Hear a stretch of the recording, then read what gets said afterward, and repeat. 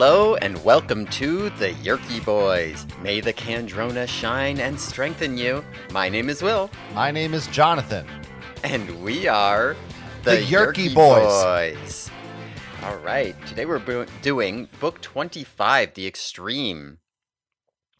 Yep. And now you can say what month it came out. Right. That's I'm your glad job. That you now remember this bit that I forgot about. Yeah, it's important. I don't look it up. This was released in December 1998. Thank you. So maybe this might have been in some good little boys and girls stockings that year. Might have been. Now that's not what happened with me, but because you were not a good little boy or girl. That might be the case, yes. Yes, you had a lump of coal. Now, this week, before we start the book, this may shock viewers, or listeners, I mean, but there are some things that we need to talk about first. Yes. For once, we're not going to get straight into the discussion. A couple things. I have some old business, and then we have another email to read. Why don't we start with the email? Yeah, go for it. I didn't listen to the other thing you said. It's old business. Okay. As alluded to last week, we have another email from Chandler, who, by the way, also signs his name parentheses Visser C. How do we feel about that? So is his real name Chandler then?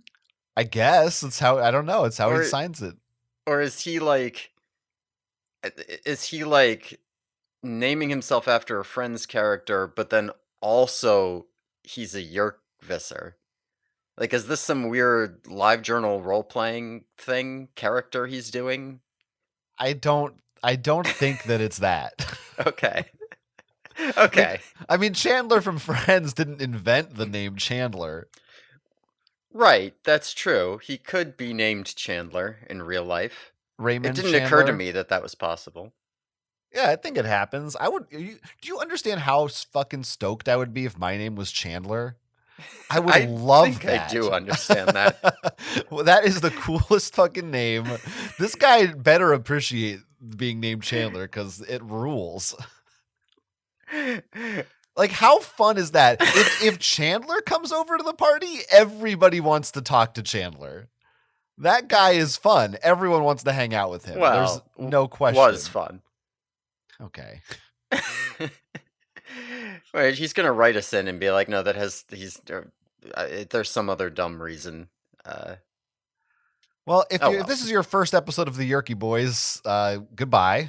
Yeah. Thanks for trying it out. The sharing. Now I'm going to read this email, which is the second email in a row that was written in consecutive days from Chandler. I didn't intend to message you again so soon, but I listened to your coverage of The Forgotten and couldn't resist a good, well, actually. This is our fan base. Oh boy. So we're going back to book number 8, The Forgotten. No, so last time he mentioned book 8, but The Forgotten is book 11. I swear he did. He's gotten he's been listening to our show. Oh yeah, you're right.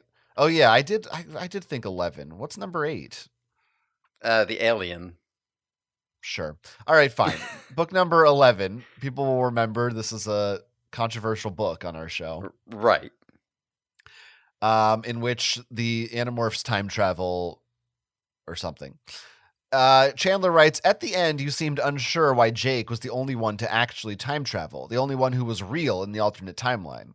I don't know if this was me specifically or if he's using you for both of us. I don't honestly remember, but so I'll keep reading. You said that it seemed random, one of those Animorphs things that just doesn't make sense under scrutiny. Well, I am here to clear up any ambiguities. In the classic science fiction story, All You Zombies. Oh boy. That's just like your favorite story, Grass? That's right. Okay. Grass by Sherry Tepper. Oh god. I'm glad you remember that. I can't believe this is what Animorphs readers just are. This is just what they're like. Chandler, we love you. The main character is revealed. I mean, okay, spoilers, I guess, for all you zombies. The main character is revealed to be both his own father and mother due to the machinations of a time traveler who he also was, and an incredibly successful sexual reassignment surgery. I don't know. Is this a joke? I don't know Yeah, how I what? should read this. The Nolan film Interstellar features a paradox. Again, I guess spoilers for Interstellar. Chandler's just fucking doesn't give a fuck. He's dropping shit Skip. left and right. We'll edit in a timestamp you can skip to if you don't want random other properties spoiled. Features a paradox where an event at the end of the film causes the beginning. I mention these only as examples of closed loop time travel. I would argue The Forgotten is narratively an even more radical version of the same trope. Every earlier event in the book, other than the initial bug fight or crash, is caused by a later event. It is also important to keep in mind what kind of sci-fi Animorphs is. As you have lampshaded, Applegate doesn't care that much about mechanics. They are secondary to her storytelling. A plot might be kicked off by sci-fi nonsense, but it is never resolved by mechanics. Invariably, conflicts in Animorphs are decided by character action. The Forgotten is no different. So the reason Jake is the only one who remembers what happened is because he is the only one who was there. And he is the only one who was there because he is the only one who remembers what happened. You have to think non-linearly. The reason Maine and alternative Jake share memories is because only they exist at the same time. When Jake dies and his consciousnesses merge, he prevents the Sario Rip incident. Because he prevented it, none of his friends time traveled and thus weren't really there. But he was because otherwise he couldn't have prevented it from happening. If Cassie or Rachel or Tobias, etc. had died first, then they would be the only real people there. But it was Jake. If you can't tell, I really like this book. The twists have surprised me both times I've read it. I love this twisty time logic stuff. Nothing is more of a wasted opportunity than straightforward time travel. And making the Jungle Safari book, also the time travel book, is exactly the bizarre decision making I come to Animorphs for. May the Rip retcon you from a horrible death. Chandler. I don't buy it. Okay, what don't you buy? Because that didn't clear up anything for me at all. I mean, so it seems like the argument here is that any of them could have been the one real one, but the real one is the one who collapsed the timeline by dying, and since that was Jake, Jake is the one real one. If I'm understanding this correctly, I think I'm following that logic. Yes. yeah. So it feels to me that and this is the problem, is that I'm going to look at it mechanically, right? Is that if Jake dying collapses the timeline only because now there are no people alive at the same time, which is only true because the other people aren't really there. They would all have to die to collapse the time. Like you're using a circular reasoning thing here. You know, if Marco was the one who was there and Jake died first, then Jake dying wouldn't collapse the timeline because he's not even real. The mechanics, like, it doesn't work out. It's circular. But then again, at the beginning, you know, you say, well, the mechanics don't matter. The character thing is the only thing that matters, which feels like what you're saying is it's Jake because it's a Jake book and Jake's decision is narratively important, which, again, okay, so it's random. You could have written any, like, there's no reason for this other than she wanted to do that for some unexplained character reason, which is what I said in the book, or what we said, or maybe John said it. I don't know who said it. I don't buy it. I'm not buying this argument for a second. This feels like a cop-out. So you're well-actuallying his well-actually? I am.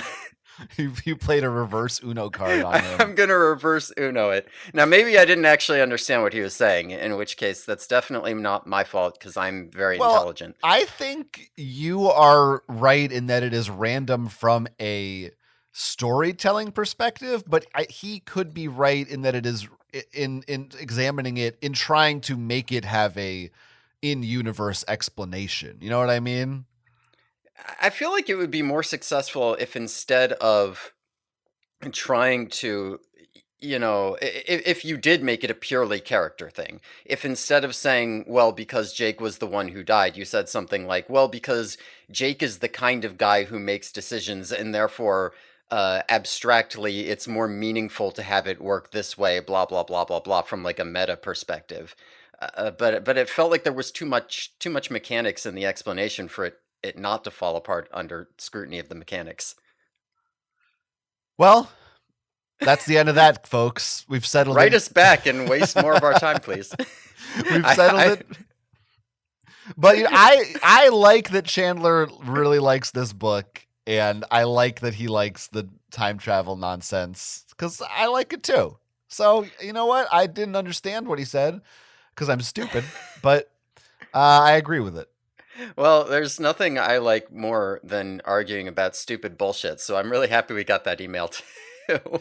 Yeah, even better when the other person can't listen or respond in real time. Yeah, that makes me sound like I'm great and he's just Yeah. an idiot. Everyone listening is like, well, he the other guy didn't Yeah. respond, so he must be right.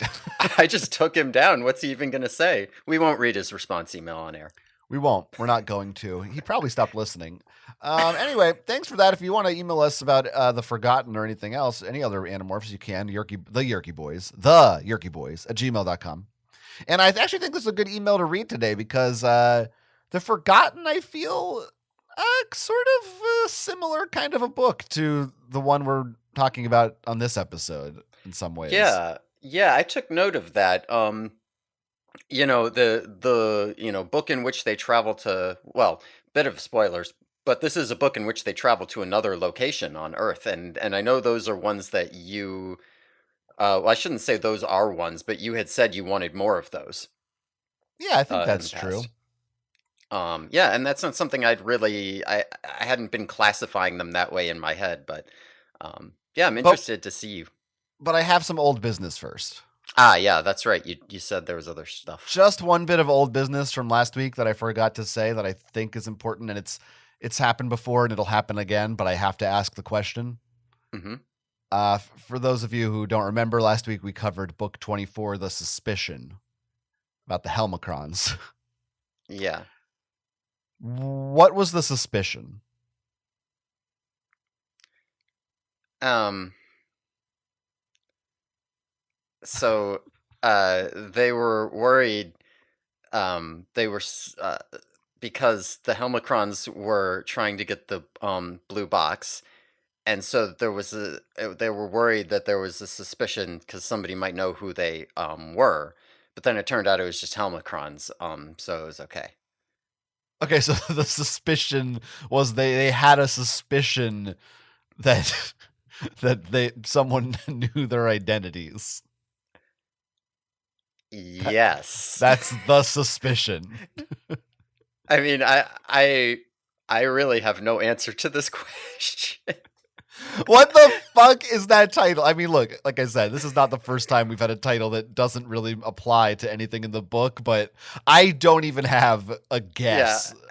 What is the suspicion? What does that mean? Like, that could have been the title of The Pretender or something, but like, who's the suspicion of what? I don't, what does that mean? Okay, whatever. They should have called it like the minute. Yeah, sure. You're right. They should have. All right. Now that's out of the way. I'm ready. We can talk about the extreme. All right. All right. So, little bit of story time. I mentioned this story at some point in this podcast. It might have been the like preview episode, whatever that's not real and that you shouldn't listen to. But this book was the first thing I ever bought online. I bought this book on Wow. Amazon.com in December of 1998, or I guess November. Holy shit. Oh yeah, Yeah, I think we did talk about this because I was amazed that Amazon like that was yeah, possible in 1998. yeah. This was back when Amazon How? was just a bookseller as part of the .com bubble and not the only survivor. Well, I guess there's like some others, but I hate to. I think we had probably. I said the exact same words I'm about to say back then, uh, but I just in 1998, I think we were on like our first computer using AOL. Like I was just yeah, learning what the internet was. I I like don't think I bought anything on the internet until like 2005. yeah. Well, like I said, my dad is a little bit more tech savvy, and I definitely had. I mean, at this point, we were on AOL, and I was mostly using the internet to read Garfield comics. Uh, like, but Yeah, I you read a know, lot of I knew Garfield you could comics buy too. books. You know what I'm Hmm. saying? I I know what you're found I saying. found them really funny. Hmm. I locked my door because of how I didn't want to hear everyone to hear me laughing so loud. I can relate to that. But yeah, I definitely like my parents walked me through getting it, and I got to have this book shipped to the house. And I remember I was very upset because the last couple of months I had been going on release day into the store and buying it in person, and this Oh book took my like a week god. to arrive. And so You for like a full week, I was like, I could go to the store anytime and have this book, and it's not here yet. And I was like, buying things online sucks. This sucks. I Yeah, was a very unhappy kid. they didn't invent 2-day shipping yet. Yeah, they I hadn't mean, like placed satellite drones over my house to spy on me and know in advance when I was going to order something. yeah, unfortunately. No, I don't why did you want to order this book online? Like what even made you decide to do this?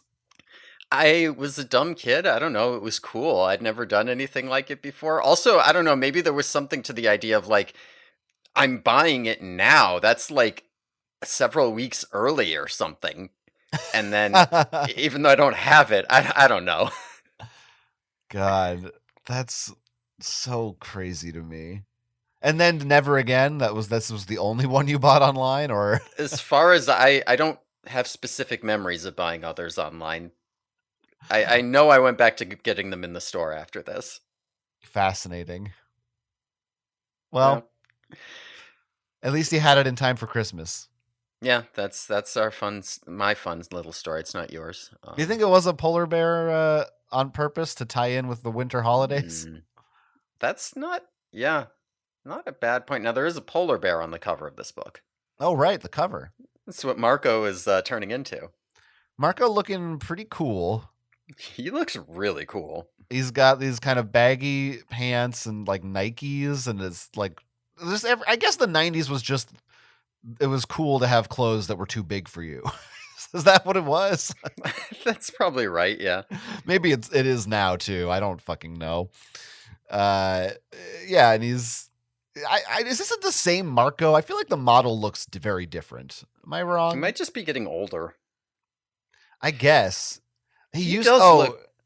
right. It looks pretty different. Well, he used to have longer hair. He looks way older than he did on book 20. Okay.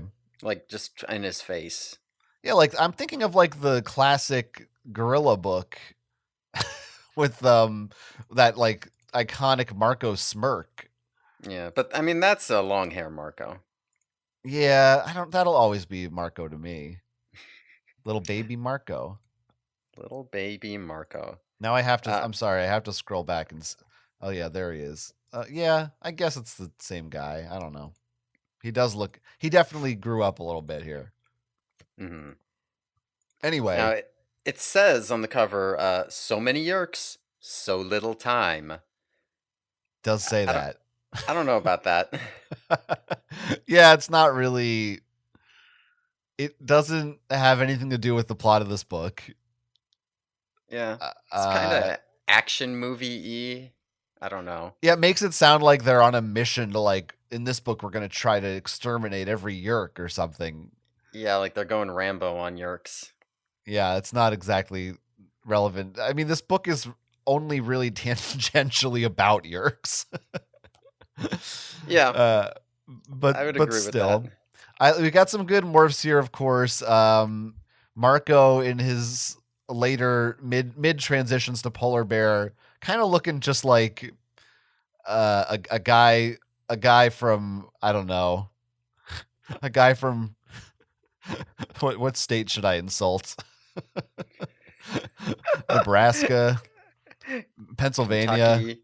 Yeah, You know what? I am getting Pennsylvania vibes out of this guy. he's looking like he's ready to go duck hunting or something. Like he's picking up a pack of beers and some bait for to go fishing or something. He's that guy. You know what he really looks like? He looks like a plugger. Yes. If you don't know, everyone just Google pluggers. You'll figure it Yeah. out. All uh, right. But sure, s- fine. He's a polar bear. yeah, he's. I'm trying to think of a good like a pluggers do. They morph when, but I don't have one. So Pluggers, pluggers think morphing is something that you buy at the hunting store. I got nothing either. Okay. I don't know. Pluggers remember when you bought your books in a store instead of on Amazon. Pluggers remember when the sharing was what you called it when the guy when Lou bought the next round at the bar. Oh, that's Okay. good. I like that. Okay. All right, so we need to move on from pluggers. On the inside here, it says, "Can you say cold?" Notably, there's no dot dot dot dot on this one. That is notable. Can you say Yeah, cold? This seems like it's a Marco quote. Like he wrote that. yeah, I see It what you're saying. has that kind of sarcastic, dare I say it, Chandler esque energy of like, can you say cold? Could Yeah. I be any more cold? I really like this inside cover, which is just the gang as polar bears. Yeah, it's cute. It's fun. They're chilling. Yeah, this could be like a Coke commercial. Yeah, I was just thinking I'm actually very surprised there's not a Coke reference in this book. Don't worry, there are Oh, that's others. yeah. Yeah, that's true. That's true. I like whichever one of them here is looking right straight at the camera. He's a Yeah, good little bear. I also like so we know theoretically this is all the same polar bear 6 Yeah. times. Yeah. But Marco definitely just looks like Marco. You can tell it's Marco. They do kind of have different eyes, some of them. Yeah, but oh well. It's nice. I like this one. It's just a good Yeah. classic one. There's nothing weird happening. It's just they're polar bears. This is another cool print. I could put this on my wall. Yeah. Good normal Animorphs book. Yeah. So this is, and this time I double checked on Seropedia to make sure I wasn't being an idiot. Uh, this is our first like actual ghostwritten book. We finally got a real ghost written book. Yeah, by Jeffrey Zulka. Hmm. Uh, yeah. So I guess we have to decide for real now. I guess can you tell? So it'll be something to keep in mind And here. I guess we haven't really, I don't think, talked too much about this, but I looked at Seropedia's Mhm. ghostwriter's entry, and the way they said that Kay Applegate would outline the story, Mhm. then the writer would write it, and then she would go back and edit it after the Mhm. fact. So it's not as if she just bounced off the series, but she's more like she's become kind of the producer, like the showrunner. It's Yeah. again like how a TV show will have each episode will have different directors, but there's one person overseeing it. It's sort of become her role, I guess. Yeah, yeah, yeah. And I mean, in the plot of this book, there are going to be points where there are some ideas in this book that are not they're K.A. Applegate ideas. Like she Hmm. must have written the outline for it. It's pretty obvious. But I do feel like with the ghostwriters, it's going to be more a question of like, can you tell from the style that it's different? And I don't know. I don't know. I have to. I'm honestly still kind of chewing on that for this book. I mean, I'll say Um, this right now: if you gave me this book and last week's book and said which one do you think was ghostwritten, I would have guessed last week's book. Yeah. I mean, the other, you might also consider, though, that K. Applegate is completely out of control. Uh, You might also consider whatever that the toilet book was called. that's true. Uh, what is that? The the Unknown or the something? horse fuckers, Fucking, I think is what it's yeah, that's called. right. That's right. I Another question about ghostwriting. Uh, you think you like just sign up to do a book, or you think you get to choose like who you want to write the book for? Like, you think Jeffrey Tsuka was like, "Whose dick you gotta suck to get a Marco book around here?" You know? I do think that he said that.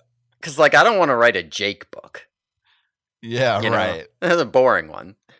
Right. Yeah, that kind of sucks. I would like to write a Jake book. Okay. You can go do that then. Yeah, I that is a good question. Like, did these now again? I'm looking at Seropedia now. Jeffrey Sulka wrote 2 of Yeah. these.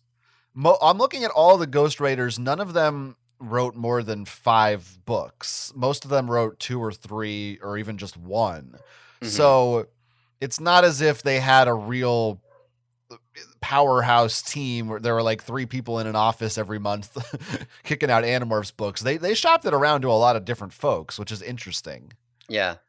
Yeah, I mean, I'm going to be paying attention to that, trying to see if we can like notice similarities as we go, and also maybe consider like, did any of these people just get kicked off for writing a bad book?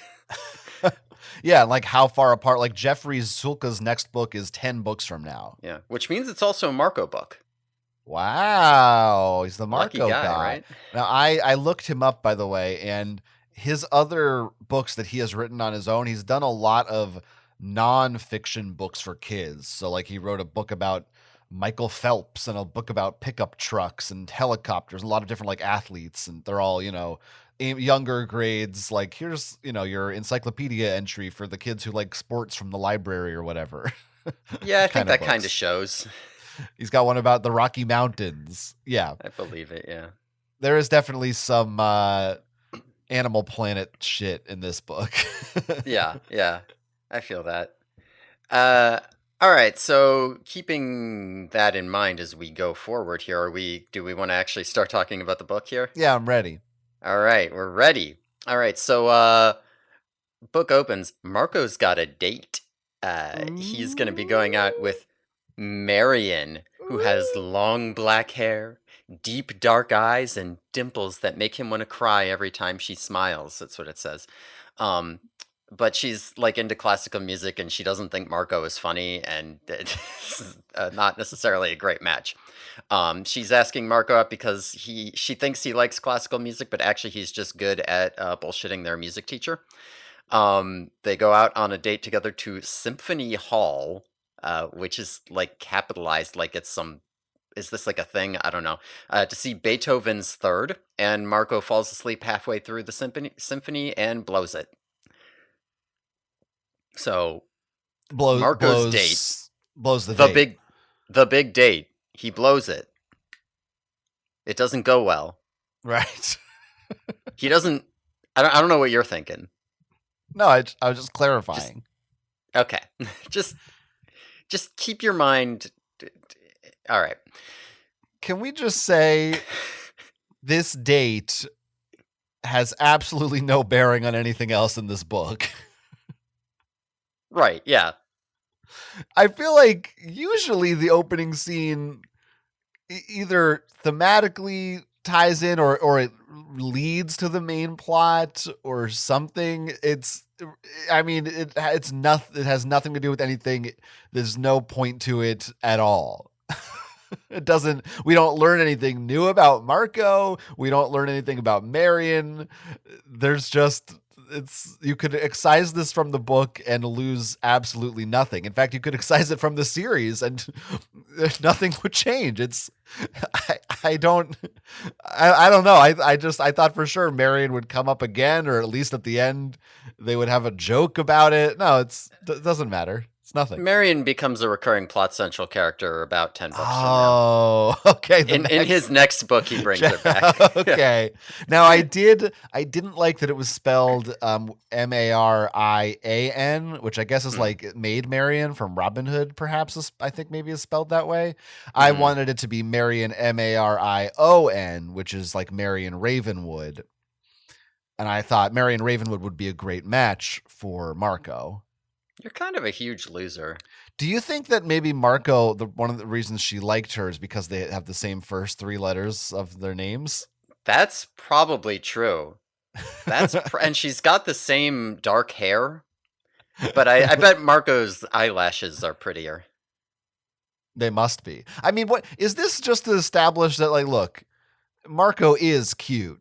Like, did they just feel bad for Marco, and we always paint him as a kind of a loser and Rachel's always just trashing him, but we want to establish that actually, girls do like him.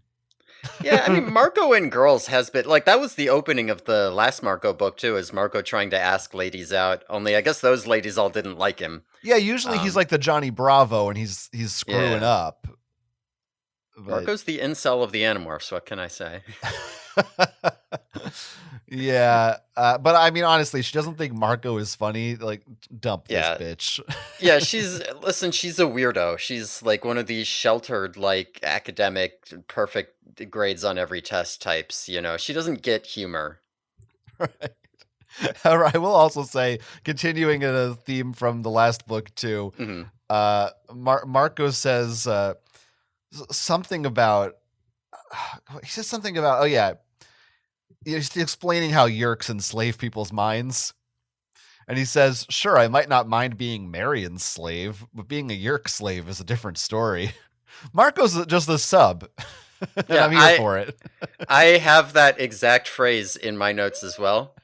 Great. Marco is a sub. I should And I'm here for it? well, I don't have that part. Okay, that's mine. Yeah. I should make a note to the listeners that this is not a creepy thing to talk about. Despite the fact that Marco is underage here, this is totally normal. And I wouldn't read too much. Like this is all good. It's all fine. We can Yes. make jokes like this. It's Right. whatever. Agreed. Don't judge us. Now I have a question for you. They I love are that. the class they are in here. It's not like music or music theory. It's music appreciation class.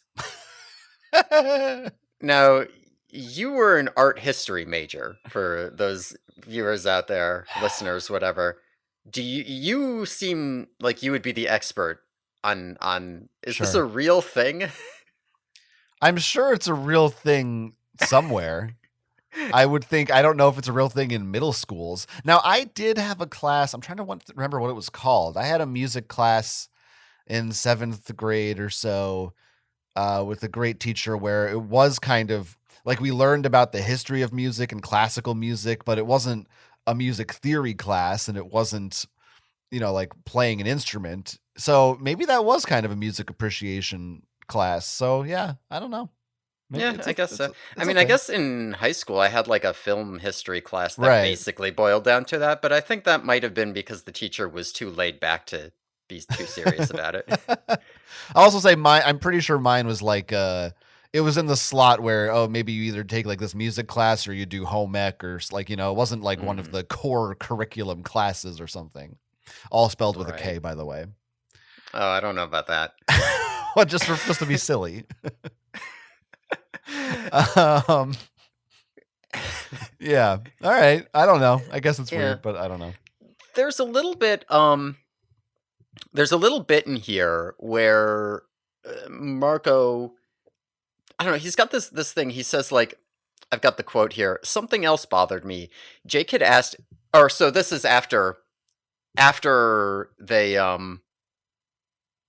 let me gather my thoughts. After the date Please. fails, Marco's talking to Cassie, and he finds out that the others surveilled Marion to make sure that she was not a controller. Yes.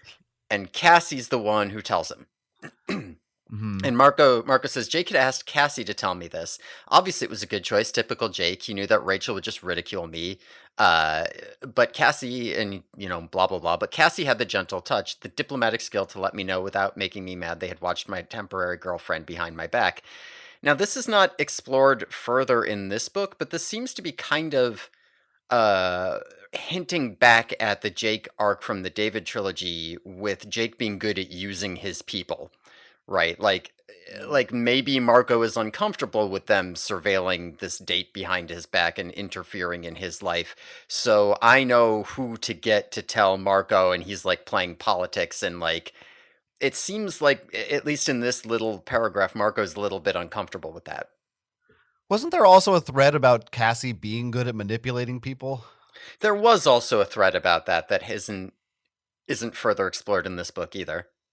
But yeah, and I thought this was almost the, not quite, but the closest thing to once again going back to the idea of Marco and Cassie's sort of strained relationship. Although Mhm. at this point it doesn't seem strained at all. Yeah, This too is much time has gone by because they've wasted all their time with dumb books. right. But yeah. It's something to note as we look at it all as a whole. Yeah, I'm just trying to see if there's any through lines here, but Sure. This is Cassie also casually reading a veterinary magazine. What a fucking nerd. Jesus oh my Christ. god. Yeah, she's Uh, not even reading, or Marco makes a crack later about her watching too much public television. I feel like a veterinary magazine is maybe a little worse. and I do like that Marco says he's cranky over the possibility that Tobias had been watching Marion through her bedroom window and I hadn't. Classic Marco. It's okay if it's funny. Marco being a little bit of a creep, a little bit of a peeper. Uh, Anyway, it is kind of yeah, creepy though. But anyway, it is. Yeah, a little bit. I mean, it's creepy that Tobias did it. He might not have done it. Tobias has denied on like two different occasions being a peeping tom. Okay, So, Tobias. Yeah, what are all these? Must be some other red-tailed hawk leaving feathers in this tree outside Rachel's window. That's weird. no, Rachel lets him in. He has to justify the feathers outside of Melissa's window to her. Right. Yeah. Uh, Yeah. all right. Well, Eric shows up. You remember Eric, the How could Chi? I possibly forget Eric the Chi?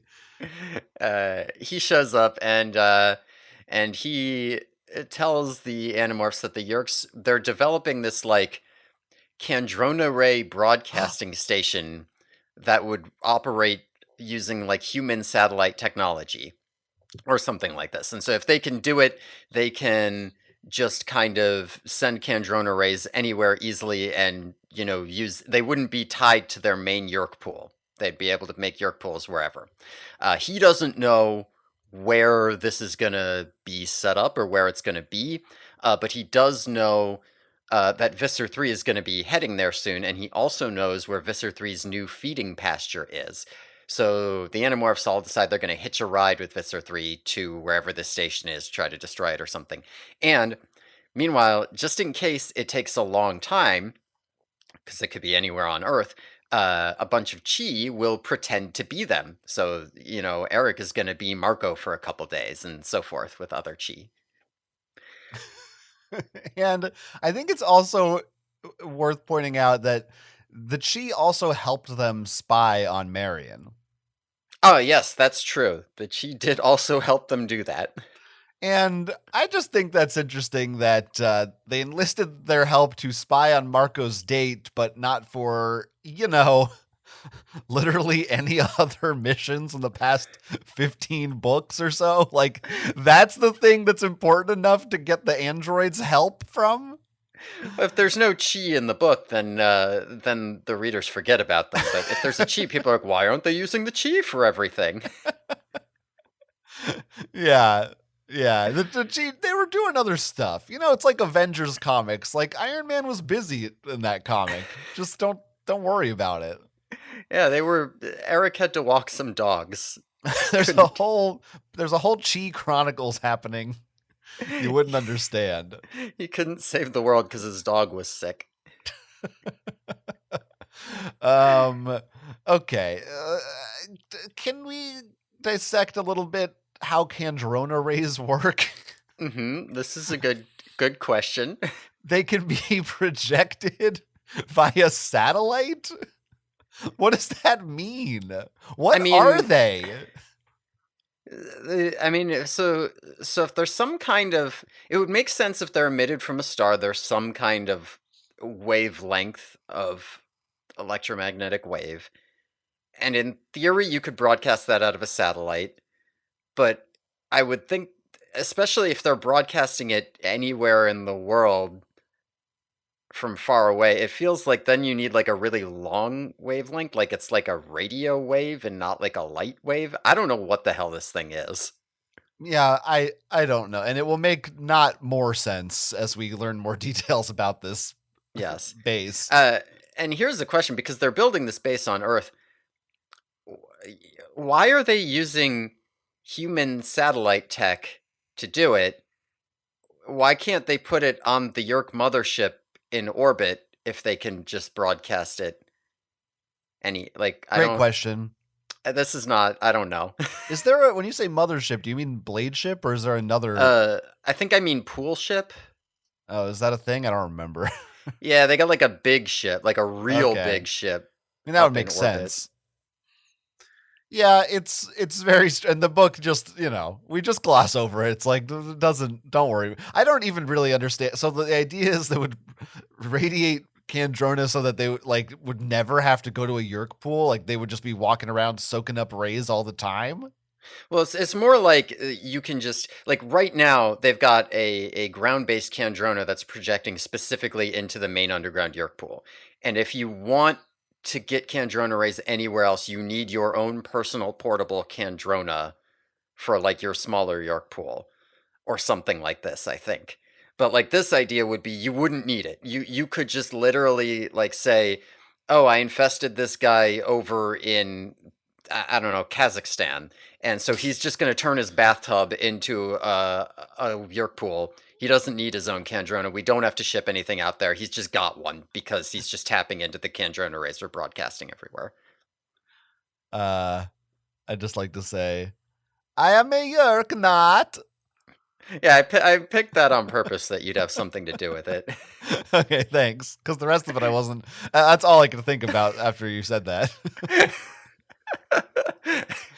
Well, you're welcome. Pretty funny. Pretty funny if that happens. My neighbor get Yerk, I get Yerk too. Or, I don't know. I don't know. It's, I guess, whatever. It doesn't matter. It kind of matters. How do you feel about the frequency of Eric usage? Like, I feel like he's been popping up. Like when Eric first showed up, you were like, I don't know if this guy will ever show up again. Until I was like, yeah, he'll show up again. Mm-hmm. And then like we didn't see him again for a whole bunch of books. I feel like he's been popping up a little more regularly. It's weird. I still don't feel like Eric is.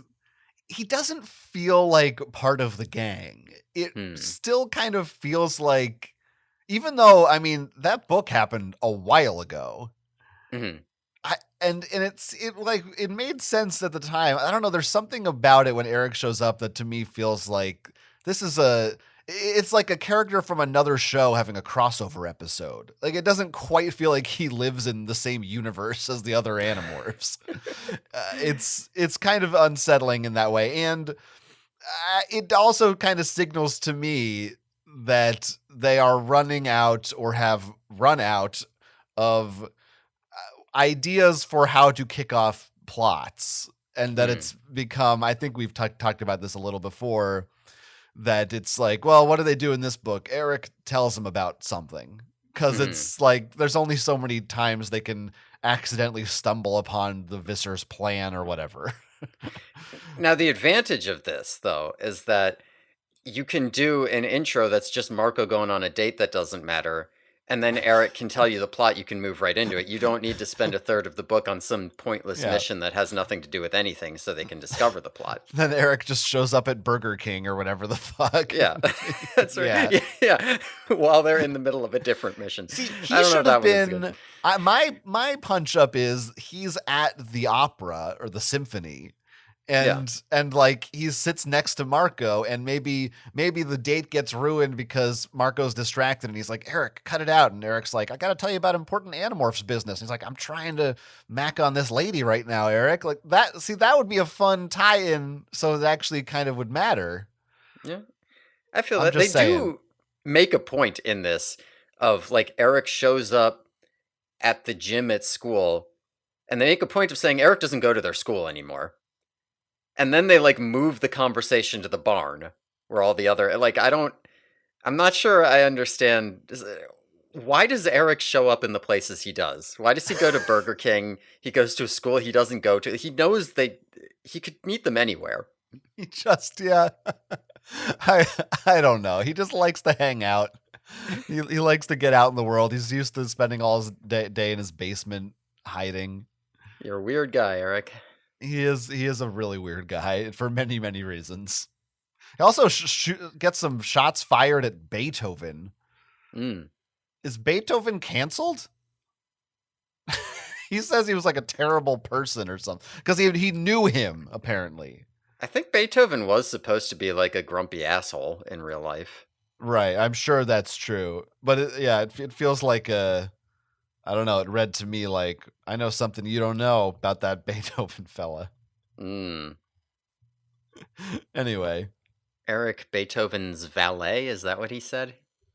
Yes, valet. yes, yeah, that's right. I don't quite know what that. What is like? Whatever. There's a whole series waiting to be written. It's Eric's like Forrest Gump. He just happened to like he interacted with all these famous people in history. Forrest Gump, but with chi. That's great. I mean, that's basically what the chi are with dogs already. It's like, oh yeah, it turns out it was them, you know? Oh man, that's good. That's your Animorphs adaptation right there. It is. It is. All right. I don't know. Why did I write so many things in this section? I don't know. Listen, it's gonna be okay. I did just write that I get Jake did the scene from a ghost story on a bet. Oh, yes. Yeah, there's a line. Marcus says, I was with Jake when he was 9 and ate an entire pie on a bet and ended up blowing blueberries for an hour. Yeah, blueberries, by the way, my friend's nickname. Oh, I get it. I don't know. Oh, God. That's disgusting. All right. Go watch a ghost story, all right? Okay, continue. It's good. You'll understand this joke. They all fly out to the Visser's feeding pasture, right? And they morph flies, right? And there's a bunch of shenanigans with Marco trying to land on Visser 3 and blah, blah, blah. But eventually they all grab onto the hair under his belly and they sneak onto the blade ship like that. Actually, a lot of chapters just happened. I am ready to continue talking, but if you want to pause, we can. Okay. Well, this is the section where they turn into flies and they get on the Visser and get up there. Yeah. I mean, I have a few thoughts about this. Okay. I guess 2. But they're sort of big thoughts. Yeah. The first one is, it sure seems like it's very easy to sneak up on Visser 3 and attach to his fur without anyone noticing. Yes. Like, this is not, there's no conflict. There's a little bit of Marco being like, oh, I missed. But it's very minor. Like, you could just do this anytime? Like, you're telling me you can't just shoot him or something? There's gotta be a way, if it's this easy to sneak up on Visser 3, to just take him out. Right, but then he'll just leave his Andalite body and crawl into a river, and so it won't work. Right. Good point. Now, the next one is maybe more egregious. Mm-hmm. I don't know if this, I'd hoped it occurred to you as well. They sneak onto this ship on Visser 3's fur. I mean, anything in your head right now saying, wait a minute, something doesn't smell right here? Nothing leaping to mind? What's your problem here? A little thing that rhymes with Schmeat Schmio Schmilter? They haven't installed Gleet biofilters on the blade ship. That's only at pool bullshit. entrances. This is bullshit. Visser 3 is a paranoid motherfucker. He would have those biofilters at every door he ever has to enter. This is fucking stupid. Fuck you. They're never coming up again, are they? They're just not. We forgot about those now. There are Gleet biofilters on the York pool whenever they have to go to the York pool. They just didn't have to do that this time. This sucks. He just forgot about them, that's all. Fucking that pisses me off. Fuck you, Jeff, and fuck you, Kay Applegate, for not editing that in. I mean, that probably just is an outline problem. They sneak onto Visser 3. That's the outline. Write it. Okay, will do. But okay, what about the the what? The fuck are you talking? I didn't write that. Oh, you got a good point, but it's too late to change the outline now. This We're on a book deadline. needs to come out in 4 days, and I'm halfway through an Everworld book, for Christ's sakes. Just fucking publish it. I don't care. Yeah, okay. I just like the line when he's in the pasture and they describe Visser 3 as, he's just feeding through his hooves like any ordinary Andalite. Yeah. That's a good line. Sure. It's fine. Anyway, they're on the blade ship. They're on Visser 3. But they find out from they're like overhearing some Taxon talking to him, whatever. But they find out that the flight time, it's going to be 3.5 hours. So they're going to have to demorph mid. 3.5 of our hours. Of our hours, yes, that's sure correct. And they also, Visser 3 mentions Venber. That's a little tease for you. We'll be talking about Venber later.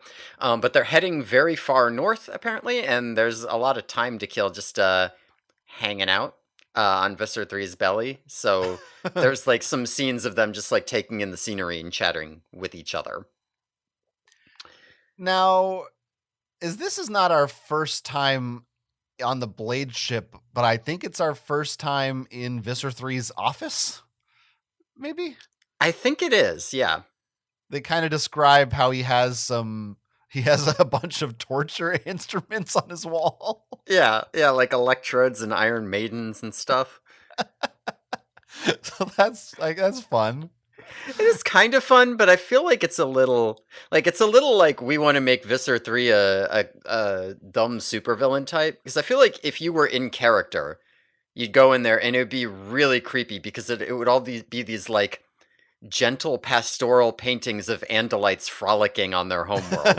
And you'd be like, what is this dude's problem? Cat paintings. Cat pictures, yeah.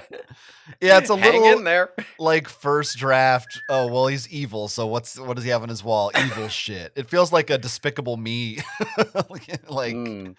Yeah, it's pretty cartoony. It's also not like Visser 3 is also not a guy who tortures that much. He usually just eats people or something. Yeah, he tortures. He says he tortures all the time. He's always like, "I'll torture you slowly." But I think you're right. I think he doesn't have the patience for that. No, he really does not.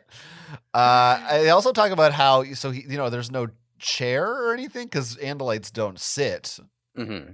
And it did make me think Andalites wouldn't understand TJ Maxx's song "Sitting."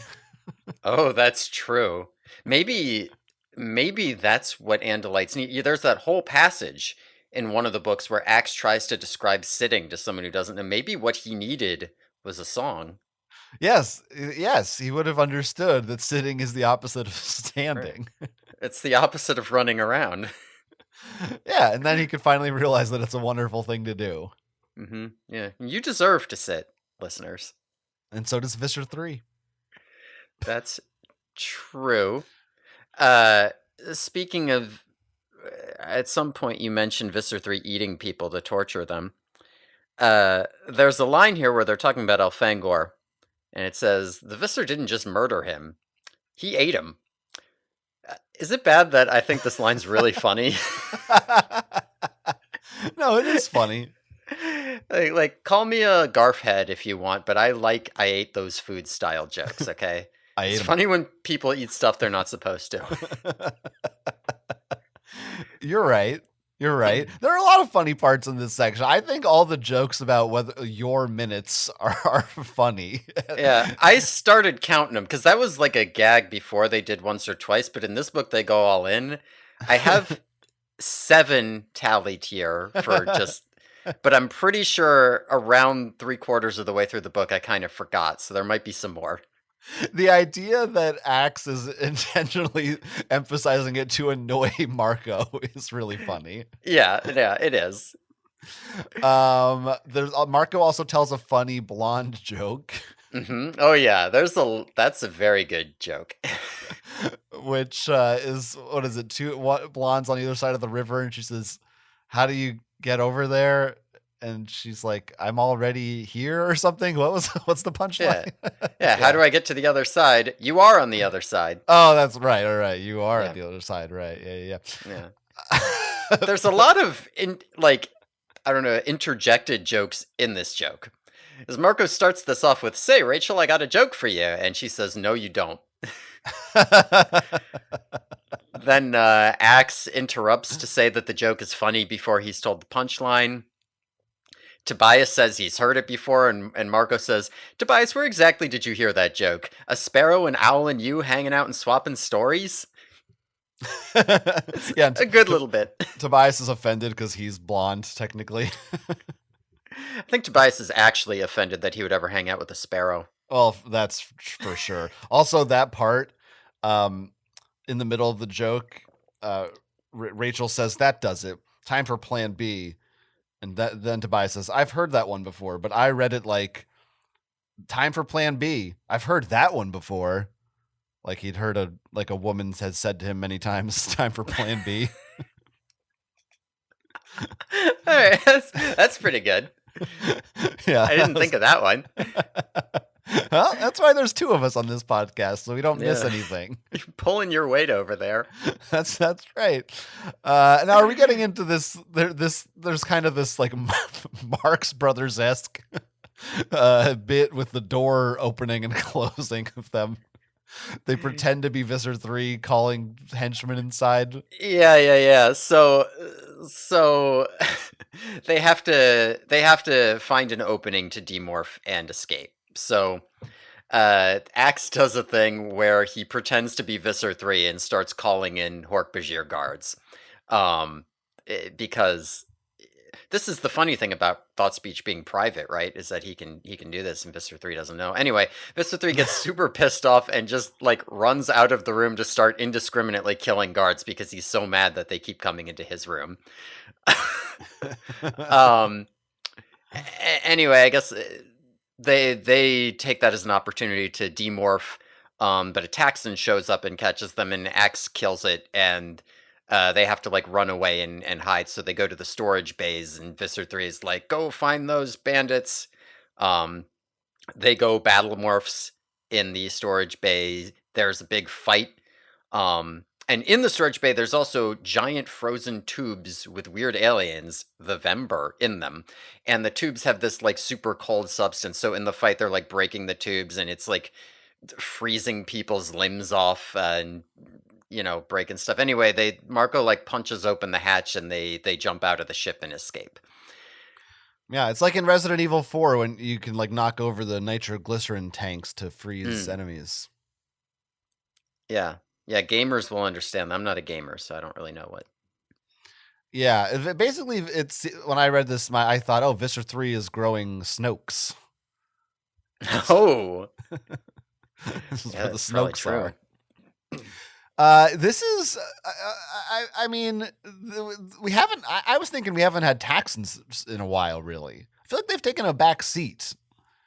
Yeah, you're right. There haven't been a lot of Taxons recently. Plenty. I mean, I think that's just true in general. That there hasn't been a lot of the more generic, just kind of fighting the Yerks. Like we've been busy with David, or like Visser 3's been doing this lawyer plot. There hasn't been as much just sneaking on to the Yerk pool, and then there's like Hork-Bajir and Taxons fighting you kind of thing. Yeah. Yeah, I feel that. And you're not going to see Taxons unless you go into Yerk areas because they don't bring them out to fight. Right. They're the engineers and the pilots or whatever. Right. Because of their dexterous little fingers. And this, but what a return here. Mhm. The Taxon eats itself. Yeah, Axe cuts it in half, and the one half is eating the other half as it dies. I mean, this has got to be, it's certainly in the top 10 most fucked up things in these books. I thought it was pretty fucked. It's up there. There's a lot of fucked up things in these books, but yes, I do think that's one of the like. If you try to picture a taxon, what are they like? You remember, yeah, there's that scene where the dying taxon eats its other half. That's what they're Yeah. like, I Your remember. favorite characters that you root for and love Mhm. Yeah, and I love prize them, above all human life. and they deserve respect. Your Mhm. respect, personally. You're like a PETA member for Texans. You should be kneeling down and swearing fealty to them.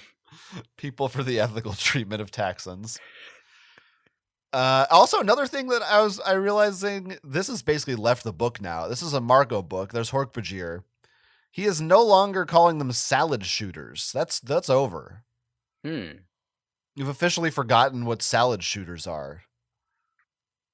Yeah, maybe they aren't, on TV commercials anymore. If or maybe they weren't already and they finally realized kids don't know what these are. Or maybe that's the real change from ghostwriters.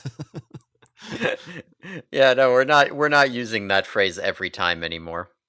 Yeah, so that's too bad. But I mean, it's a it's an all right little action scene here. Yeah, yeah, yeah.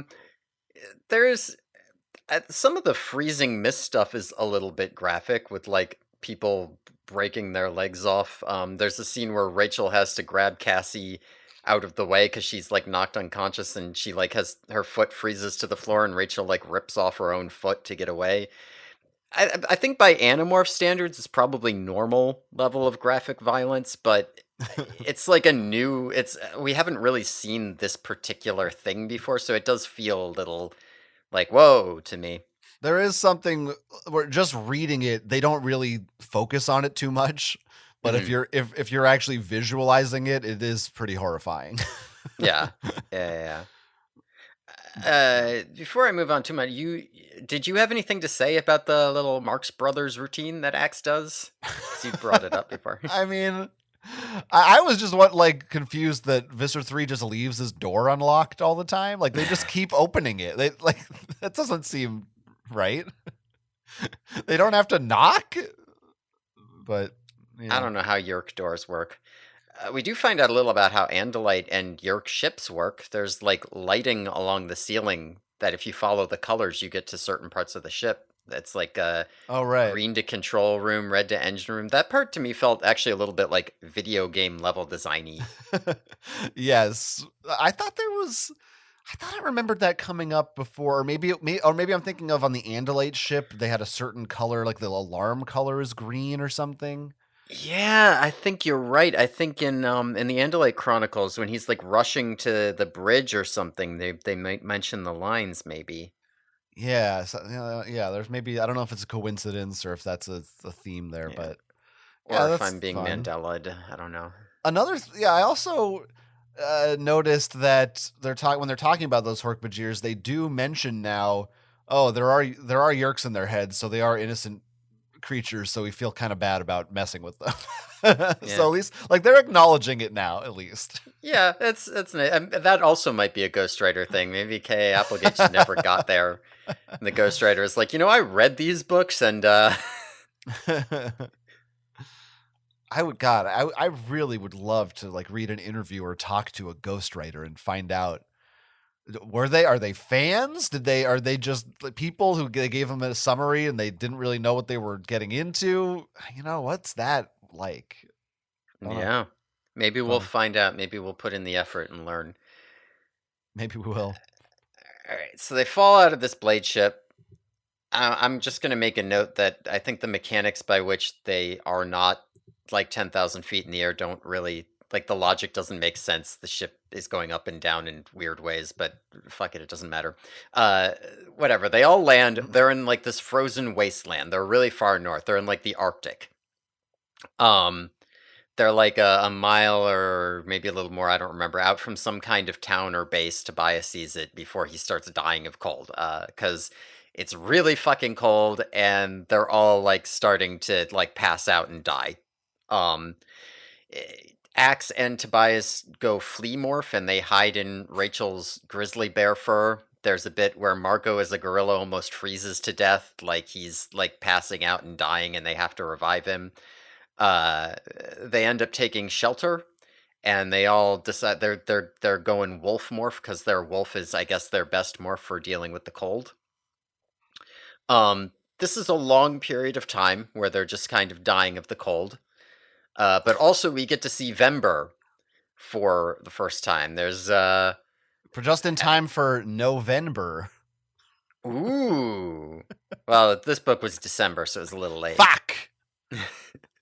But as they leave, there's these two Vember. They're alive, chasing them with like shoulder-mounted Dracon assault cannons. They describe the Vember as being 8 feet tall. They're like silvery with dark red and blue markings. They have heads shaped like hammerhead sharks. Their arms are split at the elbow, so they have like four hands. Their feet look like skis, and their lower forearms they use like ski poles, and they also have echolocation. So they are faster than the Vember as these wolves, so they get away, but like the Vember can hunt them down because they have echolocation and they have to stop and demorph. It's like It Follows. There's going to be Vember behind them the whole time. So they like, they're running away. They hunker down for the night as things are getting freezing cold. And, you know, in the little like snow dugout, and Axe tells us about some like the history of the Vember and what they are.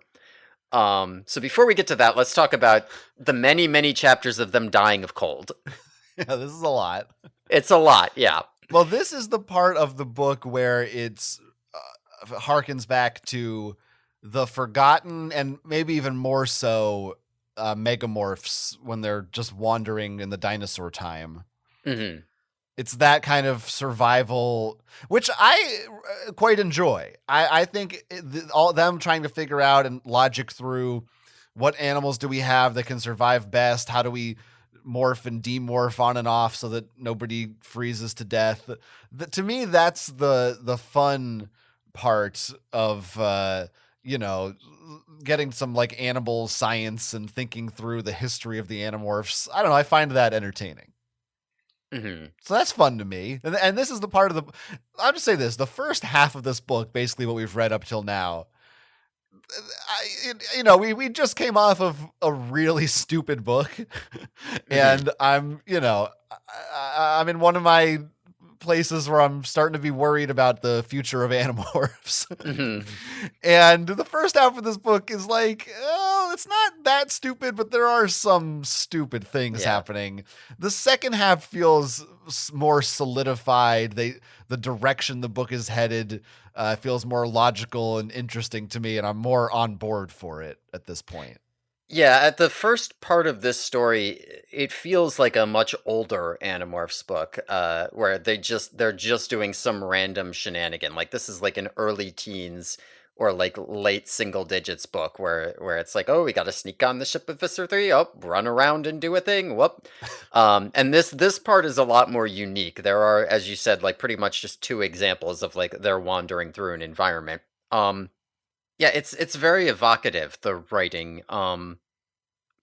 You definitely like it gets kind of repetitive at times, I feel, but you definitely get a real sense of it being cold, right? Like you're not sitting there like, yeah, yeah, I get it. They're in the Arctic. Like you feel uh that them freezing to death. It works, I think, on that level for sure. Um, and I also think that I think it's worth noting, and this might be because when I got this book, I was in a bad mood about getting it late as a kid. But as a kid, I thought that the back half of this book was quite boring because I'm gonna level with you folks. We're gonna it's there's gonna be a lot more of them just kind of being cold and wandering the Arctic and not really doing much other than being cold and wandering the Arctic and checking out Arctic animals. Um, I it's the sort of thing that, like, as an adult, I'm a lot more on board with, like, I like this environment. This is a neat feeling. But in my head, I always think of this as, a boring book, quote unquote. Because you're stupid. Well, when I was a kid, I was stupid. You were Now I'm reading very smart. as a kid. You were like, "Where are the Helmacrons? Yeah, Why aren't these Venberg cracking jokes?" I need more Vember. There hasn't been enough Venber yet. By the way, I feel like you say it with too hard of an R. Okay. Wait, were you saying Venba? Is that your? Yeah, that's right. That's how you say it? Yeah.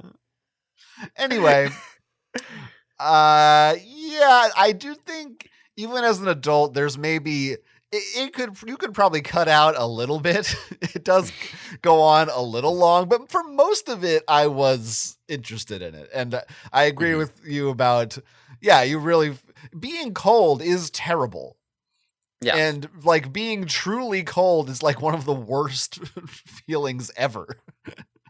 So it's easy to put myself in that position and imagine how much this situation must suck. Yeah. No, because it does describe them like, their skin getting stuck to the ice and ripping off, or them swelling up, or their vision going gray, or as they're starting to lose consciousness. Yeah, and This you've is kind of got what, yeah. no, this is No, go I ahead. want you No, to keep going. I'm going to change topics. I was gonna say you've also got, the Venber hunting them thing. So Oh yeah, they can't that adds to it because they can't just like hang out and rest. I don't know. To me, what did you say? It follows. I was yeah. I was thinking Frankenstein, right? When he's like in the Arctic Hmm. and chasing after the monster. Doesn't that happen? Also, I mean, just maybe this is just because it's the Arctic, but I was thinking about the Thing. Um, Mm. Horrifying monsters when it's like freezing cold in an inhospitable environment is a good mix Yeah. for a genre story. There is something to be said for the idea that, you don't see the Venber very often. Like, I feel like sometimes, we've talked about how the graphic violence in Animorphs loses its impact because you just see it all the time. They don't really fight these Venber, right? They're like too cold and fucked up to fight them. So it's like the Venber show up and start blasting them with weapons until they run away. Most of the time, there's just not Venber there, and it does make them scarier. Let's talk about these Venber. Yeah, so okay. So let me Is that the plural, by the way? I guess. Okay, I think it is. Yeah, I think it is. All sure. right. So, okay. The Vember are extinct. Uh they were primitive tool users like cavemen or whatever. They live in an environment that is negative 200 of our degrees below zero, and in temperatures above freezing they melt. They're hour Um degrees now? Sorry. Okay, go ahead. um So the Vember apparently were some of the first evidence that Andalites ever found of life on other planets back when they were first starting space travel. But it wasn't the Andalites that originally discovered the Vember. The Vember were originally discovered by the Five. We don't know that much about the Five, but apparently the substance that Venber melt into when temperature goes above freezing was very useful for making super powerful computers. Back then, before they had more advanced computers, it's like a superconductor. So the Five were like harvesting and trafficking Venber so they could melt them down into computers. Um, and apparently, at some point in this time frame or whatever, the Andalites genocided the Five. They went to war with the Five, and the Five are now extinct. And Axe kind of like pussyfoots around this fact. He's like, "Well, we don't really know what happened, but we're not like that anymore." But um, now, he also says that this whole incident with the Vember and the Five, quote, has much to do with modern Andalite policies and methods of interstellar interactions, unquote. Um, so we get these are some KA Applegate ideas. This is no ghostwriter wrote this shit. um, I think it's also worth noting that the planet that the Vember are from is called Venbea. Yes, this is absolutely worth noting. Yes. Because does Axe mention that? He must. Nobody else Yeah. knows. Yeah. So, like, Axe isn't like weird. They have a name for their planet, huh? That's just Yeah. yeah. No, it's just some of them do, some of them don't. And I mean, I don't know that the Andalites ever really got to talking with the Vember because they were all like cavemen, and I feel like the Andalites mostly ran into them as superconductor fluid. So it feels like Andalites came up with Vembea, or maybe the Five came up with Vembea. Maybe they Do they did. even call themselves Vember? I don't know. I got to be honest with you. I did not pick up on this genocide shit you're talking about at all. Mm. Mm. I'm looking at it now. It is like 2 sentences and it's pretty vague. I completely missed this. Mm. Yeah, no, like I said, Axe does not want to talk about it. He says like the five are all dead now, and no one knows. But when I said that was basically not a paraphrase. No one knows for certain what happened to the five, but Andalites in that era are not the Andalites of today. Now, are you reading into that sentence, or do you officially know that they did do this murdering? I don't officially know, but to me, I don't know. When I think about the themes of Animorphs, and when I think about the Andalites seeing themselves as galaxy cops, and how Axe says this is like relevant to how they've positioned themselves, like and when we see like Axe describing the five as committing these like horrific atrocities against the Vember, and it's like very uh like the book thinks that that I'm not reading into. The book 100% wants you to feel the weight of what the five did. It does feel like the Andalites went on some kind of moral crusade against them, and that's why they're gone.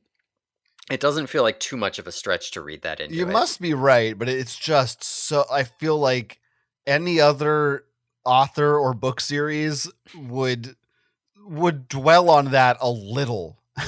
It's so it's just the tiniest little touch of maybe something happened between them. It's like really very slight for something that potentially so heavy.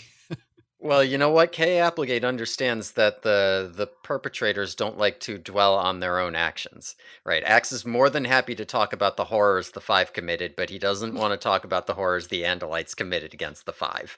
And Marco also does not read into this, by the way. He comments on Yeah, this none at all. So yeah. This is just a thing. It's like, damn, that happened, I you guess. you either see that and are like, oh, huh, or you're like me and you just go, okay, I don't, whatever. Where's the polar bears? What are we doing? You're um, just not interested in human rights or taxon rights or Venber rights. certainly not. Now, the five. Hmm. I don't know. Mike, I'm like, should I even ask this question? Are the five a thing that comes up ever again? I feel weird. I chat.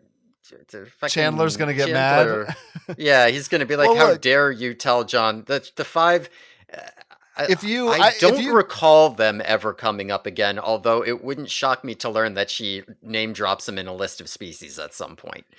Uh, okay, because this is the part that I latched onto. mhm, And this is the thing. I'm like drawing up conspiracy after all the crazy shit that we've seen with time travel and with mm. Elfangor being Tobias's dad and shit. I'm and the five and like how weird and mysterious that is. I'm going. Well, my theory is there's five human animorphs. Whoa! Is this some shit where they're like time travel and it's actually was them and they don't know yet? It's like future versions of themselves or And something. they exterminated the Venber? Oh man. Like that was my like the five just seems so specific. Or I was like maybe it's Elamists or something. Like also like it is. Am I just taking it too literally? I don't remember. I thought it was literally five. Like there were five of them. Or am I I think it wrong? says in the book that Axe does not know why they called themselves the Five. I might be mistaken about that. I mean, he does call them a race, Yeah. but I guess it's not really clear. Like he doesn't actually say how many there are. I just assumed that meant like it was a group of people who called themselves the Five, but I guess that would And not really a genocide make if that's your reading of that other part. That it would have to be like a full on race. yeah, I mean I read it as a full-on race, and as we Again, go into probably the series, why. Kay Applegate is going to make up some absolutely wild names for species, so maybe it feels a little less weird for me. Because I'm like, Well, again, are they called the five? Like, is he translating that to English for them? Like, what does Yeah. five mean if not the number five? Right. No, that's what they call themselves. They are called the Five. Fuck, you I don't can't know. call yourself the five if there's more than five of you.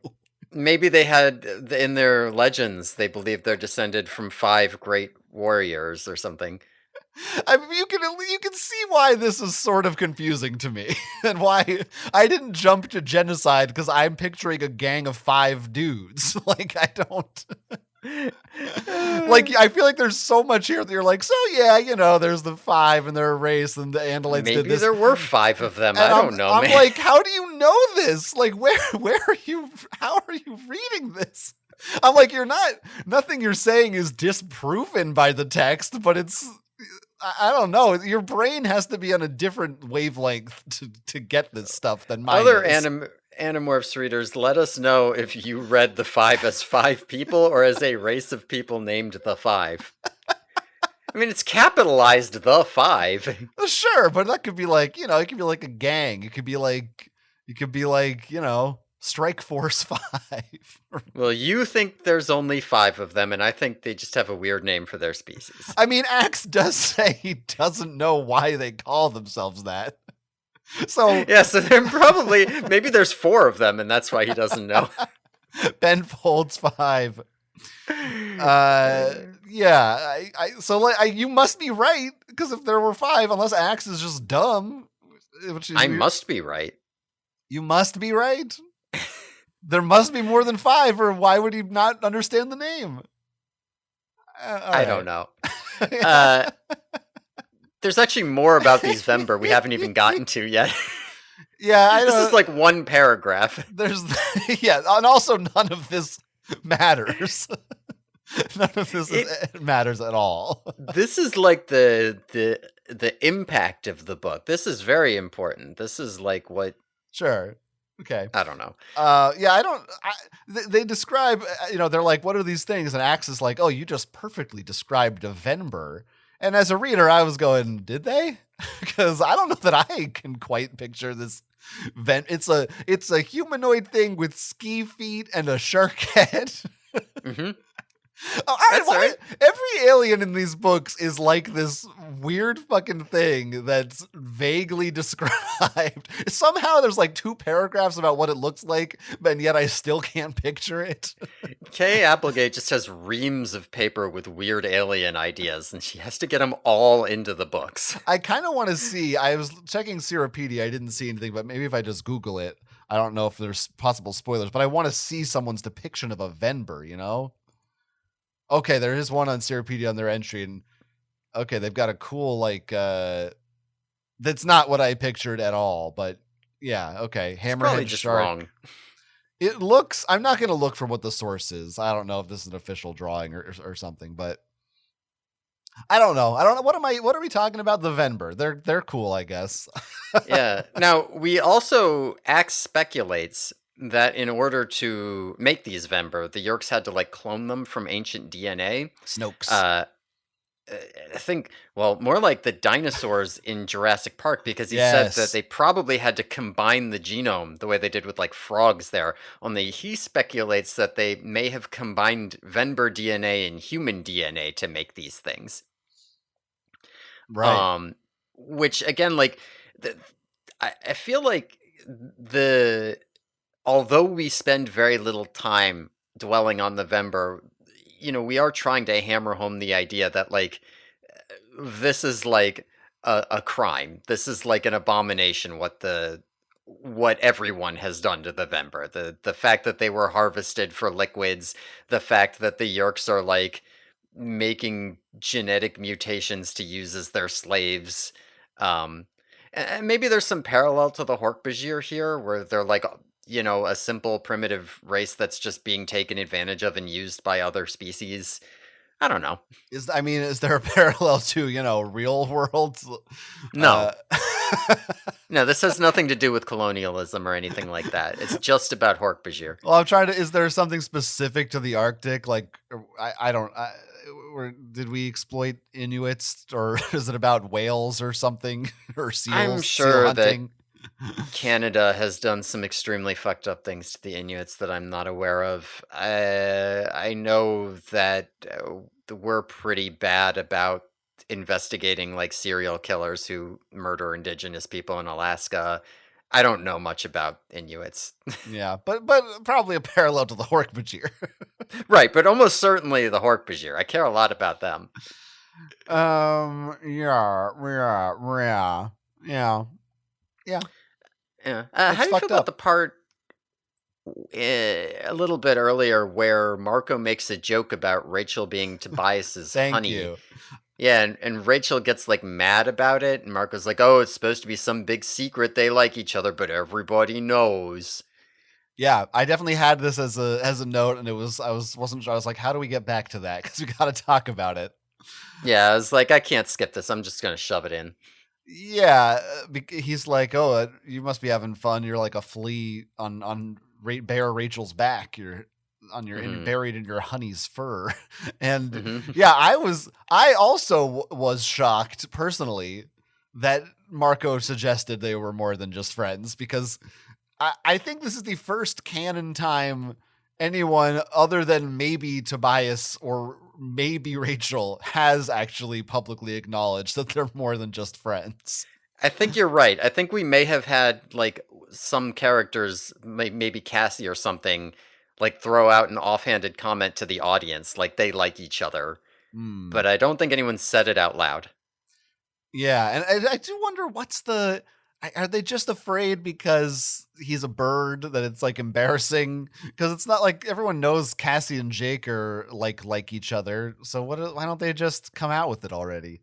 They're star-crossed lovers. They're like, we can't be together because you're a bird and I'm a human. Oh, but we and they're weird teenagers about it. They're not like normal Yeah. adults who would just have sex with the animal. Yeah. If only he got stuck as a dolphin. Oh, there are more parts in this book where they have like Tobias sitting on Rachel's shoulder and they take note of it. Like it does feel like I don't know if it's a this Jeffrey Zulka thing as opposed to a K.A. Applegate thing, but it does feel like there are more parts where they're trying to slip in some background details that maybe they like each other. Yeah, somebody since the Pretender, K. Applegate or somebody just decided, all right, let's stop. They're officially a thing now. We're not going to make it so vague anymore, maybe. Hmm. Yeah. Too many kids writing in like I think Rachel belongs with Marco and K.A. Applegate. Like no. They're right. They're right. So Uh, Yerks just have cloning yeah. technology too, by the way. I don't know. Yeah, yeah, why don't they just clone themselves some more hosts? I don't know. Uh Great question. And also, they don't.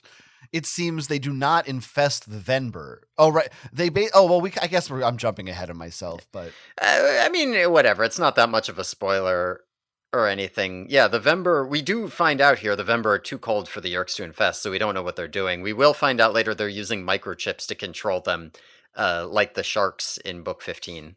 the sharks and oh right. I was thinking of the Arn. I was thinking when they like Hmm. gene splice those monsters and hack their genes. It is like the Arn, isn't it? It's kind of like now they do, I think, say they're using physical microchips, but the Arn might have done that too. I'm not positive They about that. never really explained how the Arn did it. Yeah, I think that Dak and Aldrea needed microchips to do it, but it's not clear if those were interfacing with other chips in the Jubba Jubba's brain or if Jubba Jubbas are just like that. I'm glad I got to hear you say Jubba Jubba. Jubba Jubba. Aren't you glad I brought up the Hork-Bajir Chronicles? I'm always happy to talk about the Hork-Bajir Chronicles. Yeah. Yeah. All right. And also, Yeah. they talk about how they keep on morphing back and forth, which Yeah, there's a lot of yeah. like you said, there's a lot of that.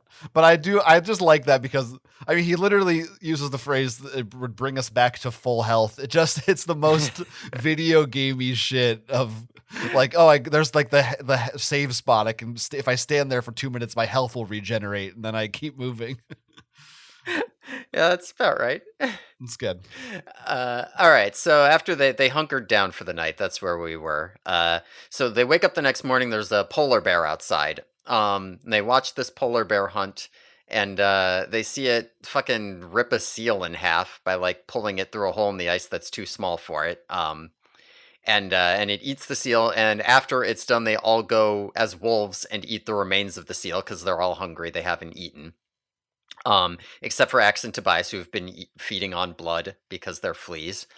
They end up morphing the baby seals, whose mom they just ate, so they have a cold weather morph. Um, they swim off. They immediately, or no, they immediately get attacked by the Vember, so they have to swim off because the Vember can't follow them through the water because they'll melt. But after a bit of swimming, they get attacked by some killer whales. And there's a scene where they're like dodging killer whales trying to murder and eat them as seals. And, they just barely manage to morph back to human without dying. And the killer whales are like, I don't know what the hell that is. Fuck this. I'm not eating that. A lot more chapters of it's cold, but a lot of more of these chapters are like, look at this Arctic wildlife. Look at the bear. Look at the seal. Look at the killer whales type thing. Look at the Arctic foxes. Yeah, we basically get a little educational break about all about polar bears and how they survive and Hmm. Which I gotta say, Cassie is not nearly scared enough of this polar bear. Uh, like Cassie's over there, like, oh, they mostly just eat seals or whatever. There's like a part later on. Spoilers: they're gonna morph polar bears. I don't know if you knew from the cover of this book, but there's a part when they morph those polar bears later on where the author says the bear is not ruled by hunger; it can go weeks without eating. I don't know where the author got the idea that bears were not food motivated. But they are. All bears are extremely food motivated. Polar bears are extremely food motivated. They eat just about anything that's meat because there are so few calories available in the Arctic. They're one of the only animals that will actively hunt and eat humans. It absolutely would eat the Animorphs. No question, 100%. So you're saying this book is lying to me? I'm saying a polar bear will eat you. But they're so friendly looking. Now, what if I offer them a bottle of Coke? Then they might do it. Then they'll be my friends. You know what else polar bears like to eat? They like to eat burgers. Huh. You get it? Yeah, I do know where they keep their money. Where do they keep it? Is it in snowbanks? That's right. Am I ruining your joke? Banks, but snowbanks. Oh, that's good. Anyway. Polar bears. Yeah, I mean, I kind of okay, so Cassie's a very pragmatic vegetarian here. Mm-hmm. She talks about how it's okay to eat am I jumping ahead? Are they already bears at that point? I don't remember. No, Cassie. Oh no, they're wolves. Still wolves. That's right. They're eating eating the bears' leftovers. Yeah, there's so much stuff, and it all just kind of happens in the Arctic. The timeline isn't necessarily clear in your head, in your memory. Yeah. So I don't know. That was just interesting. She's like, it's okay to eat these defenseless baby seals. And to be fair, the mom's already dead, but right. If anything, they're doing a service because they'll die anyway. Well, actually, they're also stealing food from polar bears who need it. So yeah, and the Arctic fox is waiting, and I mean, so I do think this is interesting because all the other Animorphs like wait to ask Cassie, like, is it okay to go eat those dead? And she is like pissed off about it. She's like, "Fuck you, it's fine. Stop looking at me like I'm some weirdo freak." She should feel bad. Cassie should be like, "Is this who I am? This is how they see me." I mean, this does feel like character growth. I think book 9 Cassie would have been a lot more upset about eating this seal. Like, I think she has much more come to terms with the fact that if you're going to love animals and nature, then you're going to have to love murder and violence, because that's what they are. Well, doesn't this polar bear know that you're supposed to kill and eat the babies? Because that way the mom keeps having kids, or you kill the mom, but then you also raise the kids. Mm. Like no, this polar bear just eats whatever the hell's in front of it. Yeah. Yeah. I do like how all the other Animorphs are looking at the cute baby seals whose mom they just ate, and they're like, maybe they'll make it. And Cassie's like, no, those seals are fucking dead. Just kind of hardcore in this book. They must be able to some extent, allow the wolf instinct to just take over and kind of not feel the shame and and sadness of murdering a cute thing. I would think like that's how you would have to protect yourself, shield yourself from that guilt, is by being like, Tobias has already had to go through this arc. Tobias almost fucking killed himself the first time he ate a bunny. yeah. And I mean, if you're like freezing to death and starving, you're willing to cross a lot of lines at that point. Yeah, yeah. Can I ask how eating while being morph worked? Like they eat as a wolf, so now they're full, even as humans. Mm-hmm. Or more strangely, they drink blood as a flea, so now they're not hungry. Mm-hmm. Yeah, it makes no sense. Yeah, Makes no sense. In fact, that makes no sense. They should be yeah, able to, every time they morph and remorph, they should be at base level hunger again, yeah, and be able to survive that way infinitely. yeah. You're right. Well, the food's not part of the DNA. I don't know. It doesn't. I don't Right, know. right. So, oh yeah, I guess that's. Oh right, we've talked about this before. So they start the morph hungry, but not starving to death, or are they? I don't know. I don't know. Who knows? Nobody knows. Yeah, but yeah, that's a little fucked up that Tobias and Axe as fleas drink Marco's blood. That's weird. Yeah, That's a violation, man. without getting consent first, I should add. Yeah, not at all. That's gross. Now they don't say that if anyone did that to anyone else, but it seems likely. Yeah, almost certainly they've been. Tobias. Ew. What do you think Tobias thinks about drinking Rachel's blood? Is he into it? 100%. Are you kidding me? She's definitely. She might be into it more than Oh yeah, him. yeah. She's yeah. You're right. She's like, bite me like one of your voles. I don't think she wants to do the biting. That's true. I don't know. Sometimes you. Okay, we're not. I don't like where this conversation's going. Yeah, I realize it's not good. It's not good. These are children. These are children. Everyone and a bird. These are children and a bird. And please don't cancel us. Polar bear time.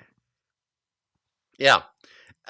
So turns out that while they were doing this morphing back and forth with the killer whales, there was a random Inuit kid, like the same age as them, who was watching them. And his name is Derek. And Derek is like, so he comes up, he's like, so are you guys like animal spirits or what the fuck are you? I didn't think that was a real thing. I thought my grandpa just said that shit. So they meet Derek.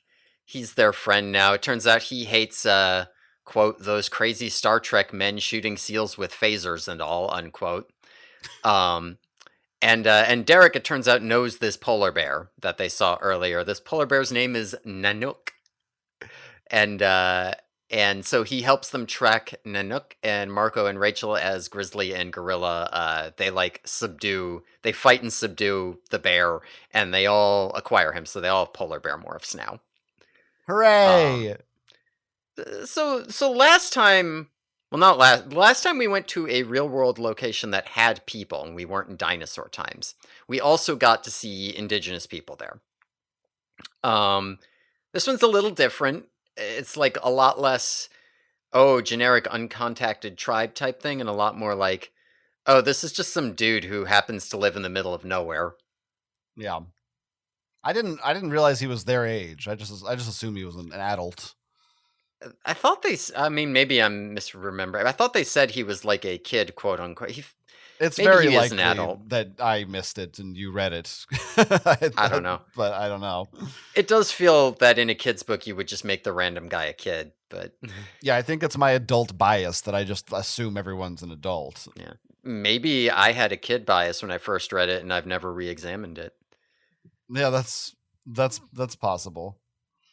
Yeah, I'm trying to look at it and I don't know that I see they just call him like the guy. Mhm. I don't, so Now they do refer to him always as an Inuit, which I thought Mhm. I would have assumed in the 90s Eskimo would be the term. So I'm kind of impressed that they Mhm. were accurate. Also, there's the little, I don't know, is it kind of borderline problematic? They describe him as having slightly slanted black eyes. Not really. It's not like, I don't think that's necessarily problematic, but the term Yeah, just slanted eyes has some connotations that's a little I see where you're dangerous. coming from, but I don't think that. Yeah, I didn't think it was a big deal. It feels like a thing like you just wouldn't say now, just even if it's like, you're literally just a physical description. It's like it's just too close to Mhm. something bad. I Too feel many what you're people have saying. like taken that phrase and turned it into a bad thing. Yeah, yeah. But other than that, it seems like a very, yeah, like you said, it's a much more grounded portrayal of just a guy. Yeah. He's got some good lines, like he's referencing Star Trek. There's like a point where Marco, I guess, is a little surprised, and he's like, "What's Star Trek?" Like, I think he doesn't think Derek gets TV, and Derek's like, "Oh, I guess you animal spirits don't watch TV, huh?"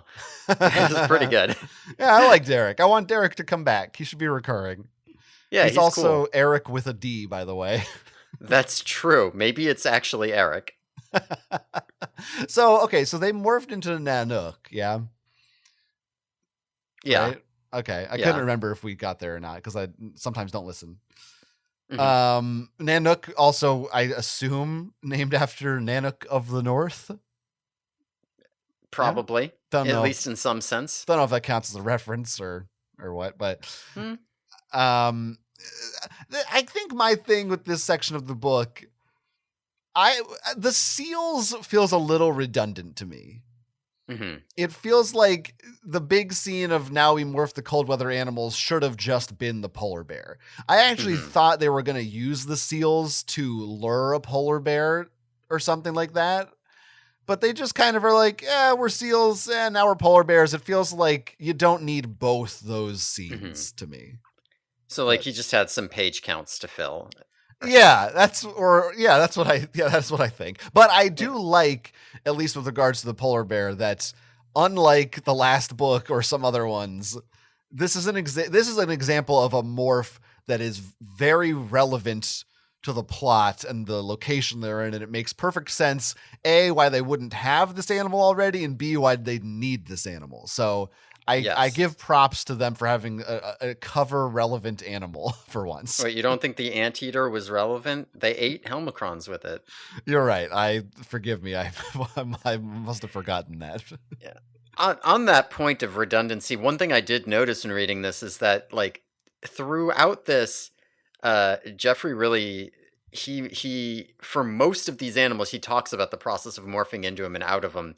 I'm it feels like a little more than K. Applegate might have done at this point in the series when he's talking about them morphing in and out of flies or birds or seals. Um, but with the polar bear, he doesn't do it. It's like he spends a lot of pages being like, and then the blubber was building up under my skin, and my legs came together for the seal, and then the bear. It's like we're bears now. We're mighty and powerful, and we feel good. Uh, it's like we just described morphing a cold weather animal. I don't need to do it again. Yeah. Yeah. It was too Yeah, much. I feel that. There's Uh, yeah, there is a lot of morph descriptions, but yeah, it's whatever. yeah, there's a circling back to Derek. There's an interesting part where, like, it almost seems for a moment like maybe Cassie is upset that Derek is out here hunting seals, and the book very quickly like draws a distinction between like bad hunting, which is just for sport, these guys who just come up and shoot animals for fun, and good hunting, like Derek does, where he kills seals and harvests their pelts for a living. But it's worth noting, like, he's not doing it for, he's not eating the seals himself. He's selling them on the market. And, like, the kind of hunting where you're making quotas and selling pelts is actually how things go extinct, not sport hunting. Like, to be fair, he's got to make a living somehow, and, capitalism will make monsters of us all. But, like, I don't know that. I buy this distinction they're trying to draw between those guys don't respect nature, unlike me, Well, there's only who like sells 6 pelts on people the. up here, so, he doesn't have to kill that many. Yeah, yeah, It's a small yeah, market. yeah. I'm not leaning on the side of Derek as a bad person. I'm more on the side of I feel like they really wanted Cassie to have a problem with hunting, and it's just not that well developed. To be fair, maybe that's a Cassie problem. Yeah, I don't know. It's just like the previous moment where it's like, Cassie, do the thing you do. Yeah. It's like, well, why didn't she do any of that shit in her book? Why are you putting it in this Marco book? I don't know. Marco, whatever. The last book should have been a Marco book, and this book should have been a Cassie book. Yeah, they could have flipped him. It's not like they're particularly 100%. important to come in this order in the plot. Yeah, it makes so much more sense in my head that way. I mean, at least this book does feel like a Marco book, but like Mhm. I've said before, you can't not if you're writing as Marco, you're gonna feel the Marco. You can't keep a good Yeah. Marco down. I do feel the Marco in this book. Marco's funny in this book. Obviously, Yeah. that's like saying water is wet in this jar. Mr. Zulka did it. Marco did it. Yeah. All right, and then All they right. blow up some shit and the book's over.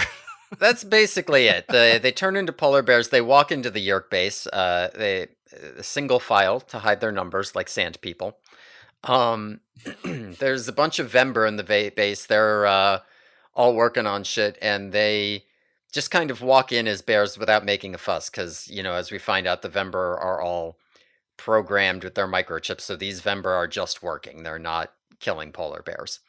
But some controller sees them, and he's like, "Oh no, the Andalites make the Vember attack them." Uh, there's like almost a fight, but then they like burst into a fighter hangar, and it's heated, and the Vember all just mindlessly follow in after them and melt to death. Um, and then they get in a bug fighter and blow up the base, and fly away. The blade ship chases them for a bit, catches up and blows up the fighter, but at that point they bail. So they escape. So yeah, that's our final little action scene. I do think they tried to give some weight to the death of the Vember, right? There's like a whole thing about like somebody needed to be a witness to this. Somebody needed to remember what happened to them. The last of the Vember just like melted themselves. Remember the 5 and November. Ooh. Whoa. Holy shit. Because there's no Venber left, even? That's wow. Do you hear that? That's the sound of us winning a podcast award for that. Oh my god. Oh A man. new T-shirt in our merch store. It's a Guy Fawkes mask that looks like an Andalite or something. Looks like a hammerhead for the Venber Of head. course. Yeah, sure. I guess that happens, and they do use the word suicide to describe them. I kind of Yeah. lemming like just running into the heat and melting Yeah. like snowmen. Yeah. The Yerks needed to give these Venber some like laws of robotics or whatever, so they wouldn't just mindlessly kill themselves when given a bad order. It is. I mean, it's pretty silly. Again, I'm sorry, but it feels like a video game. Like you're fighting an enemy and you found a way to just trick them to walk into a pit and you kind of like cheat your way through a fight or something. It feels like they exploited a glitch. Like it shouldn't work. Yeah, I mean, it does make like listen. If you're going from a second law of robotics perspective, the And Yerks I would am. never tell they would never program the Vember to like consider their own safety higher than fulfilling an order. If the Yerks order them follow those polar bears, they're gonna follow those polar bears. Remind me again, which classic sci-fi novel are the laws of robotics from? Is that Grass or All You Zombies? Yeah, yeah. I think it's from both. Okay. Oh yeah. Sort of one of those ideas. It's like parallel thinking. Um, Yeah, and then they blow everything up, and don't worry, everyone. They made sure no controllers were in there or something. they didn't they didn't murder any people. They just shot the buildings, so it's fine. Yeah. Listen, kids show logic. You can kill as many people as you want as long as they blow up. But it seems more like in these books, if they're in like a fight in a Yeah. hallway, they're gonna murder a bunch of controllers way more than they. But that they're in buildings that they're like, don't worry, we weren't going after the people inside. I'm like, well, why not? You usually are. Yeah. I don't know. They just yeah, I don't know. Well, I guess I they mean, usually don't listen, kill human controllers. yes, they usually do try to avoid doing that. And I feel like they have yet to ever intentionally do it, although there are 100% times where Rachel has killed people in these books. Where she's just been like, yeah, I didn't kill him. I just threw him 30 feet in the air as an elephant. He landed over there. He's okay. Don't worry about it. They're just sleeping. Yeah. Uh, uh, and then everything is fine at the end of this book. It's all resolved, yeah. and the Yerks never attempt to project Kandrona rays ever again. Yeah, I mean, they could just build another one of these No, they bases. couldn't. I don't know. How could they? How could they possibly do it? It It's like how didn't they work didn't come once. back to deforest Axe's pasture again. Yeah, they got it failed once, so that's it. You know, there's a part earlier on where they're like, oh, it's probably not a good idea to just let Derek know we're human. But also, like, why would the Yerks want to take over some random village in the middle of nowhere? And it's like, they're doing it right now. Like, right now, there's a base right here. Like, what do you mean, why would they do that? Why wouldn't they just come back here and infest people in the village? I don't know. Yeah, I don't know. I don't know. The Yerks Yeah. are Visser 3 is stupid. I mean, that's how you got to rationalize a lot of these things, is that his plans are just dumb and he sucks at his job. I mean, some of these plans are good. It's just there's not really consistency in Animorphs between which Yerk plots are like arc plots that keep coming back. Although you don't know, they might keep doing this one, and which ones are like this is a one shot. They do it here, and then we don't think about it anymore. Yeah. It seems like very easy to, if I were the Yerks and I'm like, oh, I know that, these Chi are always spying on us. Maybe they don't know that, I guess. Do they even know about the Chi? I don't remember. No, they have no idea. Nobody knows about the Chi, but the Animorphs. And the ones that got slaughtered, I guess. Right? Didn't Well, that those happen? guys are just like, what the fuck is that robot? Oh my god, we're dead. Right. But even still, being Visser 3, knowing those Andalite bandits tend to find out about your plans, maybe you have a decoy base in one area and then the real base in another area or something. I don't know. Yeah, like the decoy summit meeting they did in the David arc. Right? Yeah, I Oh don't well. know. They don't always have the resources, I guess. Yeah, I mean, literally, he could have just flown his ship to the wrong spot. I don't know. Yeah, he knew Oh, they were hey, on the guess what? ship. We're not at a building. We're at the North Pole. Just jump out into a, I don't know. Yeah, turn into a weird fucking Yeti tentacle beast that's 30 stories high and lives on Hoth. Yeah. Anyway, In hindsight, these things are obvious, but in the moment, you don't always think of it. yeah. Anyway, they Oh, it it's not takes over? I was just going to do the little wrap up because it's Okay. basically just tying up the loose ends, right? Right. It takes them 2 more days to make it back home because they bailed on the fight on the bug fighter over like Canada or something. I don't know. They mentioned there's the 2 Vember that were hunting them did not die. They're still wandering around the Arctic somewhere. So there might, if you hear stories about abominable snowmen, that might be them. And when we get back home, we find out that Eric has been giving Marco's dad unrealistic expectations by cleaning his room and helping out around the house. And we end on Marco taking a long hot shower. That's our Yep. That's great. Fun. wrapped up all the loose ends. Now everything makes sense. I think that I need to personally, going forward, probably adjust my expectations of these books. Hmm. I feel like, I mean, you know what? It's not, I don't think it's my fault. I think it's the book's fault because we just got off of the David trilogy and the Pretender, which felt like these big, weighty, meaningful books. And Hmm. I think I need to set myself up more to understand that there's just going to be a lot more one-off silly things, even if they aren't that silly. I don't know. I feel like I'm setting myself up for disappointment each week if I'm going into this thinking we're going to get another one of those, and it's not probably going to happen that much. Yeah. Yeah, there was a long stretch of that kind of thing, right? But yeah, like before 19 there were a lot more just like, okay, here's like a one shot, here's like a fun thing. And then some of those are really good. So, But even I don't know, I feel like there were more one shots in the first 20 that still felt mhm. significant, but I maybe that's just because the series was newer to me, so I wasn't as familiar Mhm. with the beats they hit. Yeah. Or like they start ideas in them and you're like, this is interesting. I Mhm. don't know if they're going to continue it. And now it's like, well, I've seen the ideas they continue and the ideas they don't, and I kind of feel like we're only getting ideas they don't continue at this Yeah, point, which isn't necessarily true, but like I don't know, there's something to right. that. Like even the Forgotten was like, well, it introduced Sario Rips or something, Yeah. or like there's something in there that carries forward that seems important or interesting. And I mean, this book was, I think, decent and certainly better than last week's, but it's still just as kind of like, Mhm. yeah. Again, if you're making the Animorphs movies, you're cutting this. Yeah.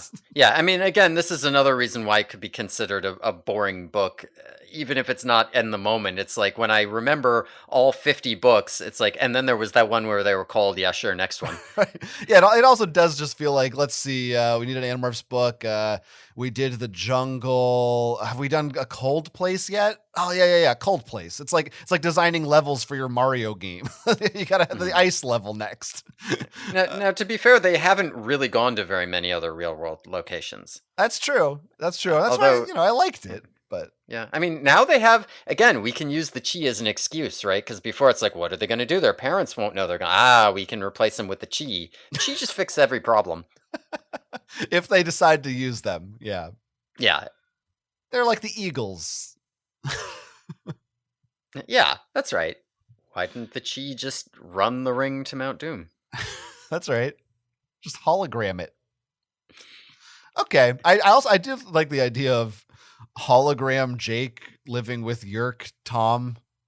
Yeah, that's fun. There's a lot of fun to mine from that kind of idea. I don't know. Yeah, need a Eric perspective book. For sure. For sure. Now this is a Marco book and there is no shortage of pop culture references. Hmm. So we will get through most of those now. I feel like I may have even missed some, so you'll help me out.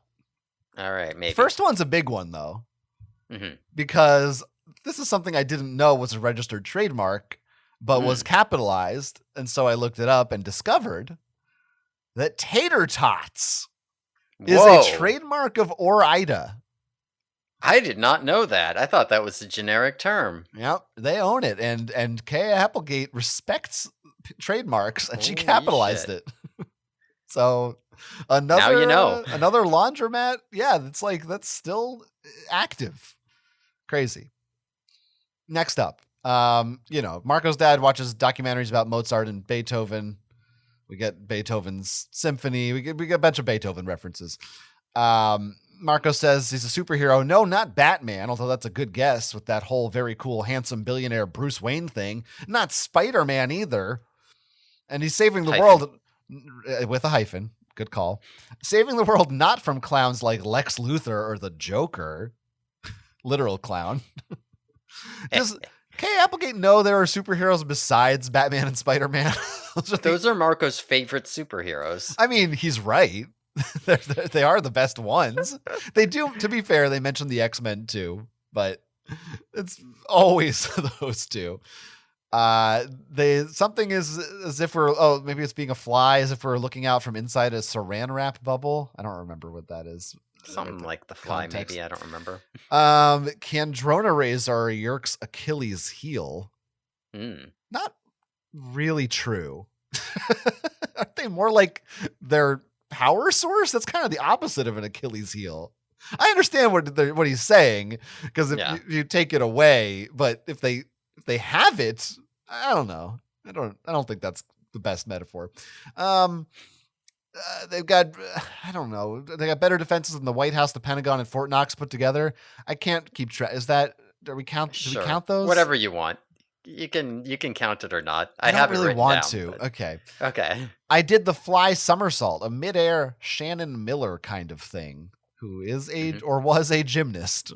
I assumed that, but I did not look it up. Yeah, I did. Then they're swinging around like Tarzan after a gallon of Mountain Dew. And of course, Visser 3 on his wall has an Iron Maiden, not the dinosaur rock band, the Middle Ages cage with the spikes inside. He's a guy who thought you should hang an Iron Maiden on the wall instead of a Baywatch poster. Right. And then they hear is it the alarm going off, and he says it was like being in a front row seat at a Beastie Boys concert. I don't know that Beastie Boys are really that known for being super loud. Like Iron Maiden would have been a better one there, or something like a metal band or something. I mean, I'm sure Beastie Boys concert is loud, but not especially I don't know. Marco loud. Likes them. Sure. They're loud. Why not? This time the Taxon is described as having raspberry jello eyes. So that's usually they just say red. That's why they eat each other, man. I get it. If the Yerks were going to catch us, it wasn't going to be with a can of Raid. When they're instincts, they refer to the Venbers as extinct alien popsicles. And I believe this one has come up before. There's another one of those where popsicle is a trademark of some fucking company. I don't know. And K. Applegate Corporation is the only person who knows that and cares. Wolf is to a dog what a Ferrari is to a Hyundai. Which is what I drive. Or there's multiple jokes when they're walking around about, where's a McDonald's? I thought they were everywhere. The nearest Taco Bell is probably 1,000 miles away. In case you haven't noticed, there doesn't seem to be a Mickey D's around here. And then this I liked when they're morphing. He says it was a little like that movie with Eddie Murphy, The Nutty Professor, only on a smaller scale. Like, that's kind of fun. Like, you could use that for pretty much any. I guess Nutty Professor was probably new around then, so maybe that was. I mean, he's also talking about the blubber on the seal at that point specifically. Oh, yeah, okay, yeah, that's relevant then. Short, thick fur sprouted over my body, rippling across my chest and down my back like I was a chia pet. If the heavens had opened up and a giant hand had come down out of the clouds, giving me $1 billion, my pick from the entire cast of Baywatch, past and present, and allowing me to grow 2 feet taller while magically acquiring all of Michael Jordan's skill with a basketball. I've left out the context of that phrase. I don't remember. I don't remember either. It's like his greatest wish or something. I feel like there's a little bit of Space Jam in there about acquiring Michael Jordan's skill. It just feels like there's an inspiration there. Oh yeah, he's talking about how if he had his greatest wish, he would just want to be warm again. And then that leads him to also say he'd like to be on the beach at Malibu, sipping lemonade and talking trash with Tom Cruise. Why specifically Tom Cruise? I don't really understand. Marco loves his celebrities, and right now he's into Tom Cruise. Okay, well, you know why he likes him. Because they're both short kings. Yeah. Yeah, that's true. Multiple times he refers to this whale that's hunting them as Willie, which is fun. Also, his huge blunt snout exploded through the ice like a scene out of Hunt for Red October. This is not the first Hunt for Red October reference. No, it's not. And I have never seen this movie, so I don't get any of these references. Feels like I should. This guy's wearing a blue parka that could have come from Eddie Bowers. It's like you said, Derek talks about those crazy Star Trek men shooting seals with phasers and all. They talk about a visit to the local 7-Eleven. Rachel grins with her Xena grin. This fight could be killer on pay-per-view. Extreme fighting, 2 bears, and King Kong. No, this one was weird. He They talk about wrestling the polar bear. He says we wrestled Hulk frozen to the ice. I love this one. So am I to understand this is a Yeah. play on Hulk Hogan? Yeah. Hulk frozen. Yeah. That's great. What, you don't like that? It just maybe it's because nowadays no one's really talking about Hulk Hogan and you hear a lot more about the Hulk that I was kind of like, wait, Hulk frozen? What is the Oh, because that kind of sounds like Hogan. It just took me a minute to piece that one together. That's how you know it's a good joke. You're right. Hulk frozen. I mean, I think you needed to hear the intonation. If I had heard it out loud, and he was like, "Hey, Hulk frozen," then that would work. Hmm. It was confusing in print. Star I get Trek, it. ha! Someone says. They mentioned popsicles again. Popsicle World. I was 3 feet taller than Shaquille O'Neal. I weighed 5 times as much as him. I could have dribbled Shaq the length of the court and stuffed him. Not sure what that is about. That's a little bit weird phrasing. Sauntered back to the Yerk base with the cockiness of Clint Eastwood going into the town saloon. Wasn't sure if this was a reference. At one point, he refers to themselves as polar bears as Lords of the Ice. Is that like a Lord of the Rings or Lords of the Dance or something? I thought it was capitalized. Good question. Yeah, I think you're right. It was. I don't I really don't know what that is. Lords of the Ice. They have snowcats at the Yerk base. The human controllers are wearing Michelin Man parkas. He calls it like a Civil War battle. There's a nice big Bugs Bunny runs through the door kind of hole. That was actually made by a Venber who plowed through the door, which does lend to your earlier comment about it being kind of silly. Yeah, I didn't really know what he meant because I'm like, well, it can't be literally like a cutout of Bugs Bunny. That doesn't happen. So he's just joking, but maybe. Yeah. And then finally, he refers to something as being easier than a Nintendo joystick. Yeah, it's the bug fighter Piloting. shootings. Yeah. Which, okay. Again, this is written by a 35-year-old in 1998. This is not. I mean, N64 controller, I suppose it did have a joystick, but you didn't really call it a joystick at that time.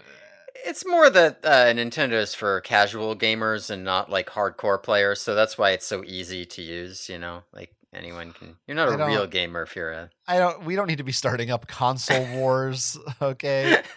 Did I miss anything? There's like a bit where Marco goes like attempting to rendezvous now, Houston, when he's a fly. Yeah, I did see that, and then last time we did count Houston, we have a problem, but I was like, I don't know. This one, he doesn't say the phrase. It's still part of it. I think so, sure. And he also talks about Cub Scouts. I think that one probably counts. Again, the same thing. We used to, every week they mentioned Boy Scouts for the sharing, and I always would be like, does that count? So I finally decided not to say it. That's fair, but now it's on record. But like that was always the same reference, and this time it was like, oh, you would have made a good Cub Scout or something. All right, sure. It's different a little. I don't know. Can I add one thing here before we finish this up? You can. All right. No one here but us bears, ma'am. Nothing to worry about. Just a little bear parade. Just wanted to make sure I got that in before we finish. Yeah, that's funny. That was a really funny line. Marco line of the book. Yeah. All right. That's all I have to say. So we did it. Yeah, again, I've said this before, but I'm just every week I don't know what I'm very curious to know what I'm going to be saying at the end of this season, which is not for a long time now, but I just am like, what is the trajectory of this? It feels like we are in the awkward middle phase of Animorphs books where it sort of doesn't know what it's supposed to be anymore. Like it's like it just figured it out, and just when it like solidified itself, Kay Applegate was like, all right, I'm gonna bounce, and now it's sort of, I don't know, like she abandoned her child, and now it feels like the foster family is struggling to decide what these kids are gonna be. Mhm. I sort I of mean, this is more like series or end season discussion, but I I think it is notable that multiple times we were commenting on the David trilogy and on like book 19 and a lot of these is feeling kind of like end series storylines. Like these are the stories you tell when you're wrapping it up, but we aren't halfway through yet. this is So, we're the scouring of the Shire right now. It's like, wait, wasn't this over? yeah, if Still, the Scouring the Shire was 3 books long. if the scouring of the Shire was 23 books long. Maybe. We'll find out. At least I will. Hey, if you're listening to this and maybe you're thinking, I have opinions that deserve to be heard louder than these fucking idiots, email them to us, theyerkyboys@gmail.com. We'll read them on the show, just like we did with our good buddy Chandler today. And you can also find us on social media, I guess. I don't know. Don't even bother. You can find me online at jonathanestes.com. I write for gonintendo.com. I do other things online you can find elsewhere. Oh yeah, yeah. Don't bother finding me online, like you said. Thanks everyone for listening. Tune in next time when we'll be talking about book 26, The Attack, in which Jake turns into a tiger on the Yerky Boys. He's done that before.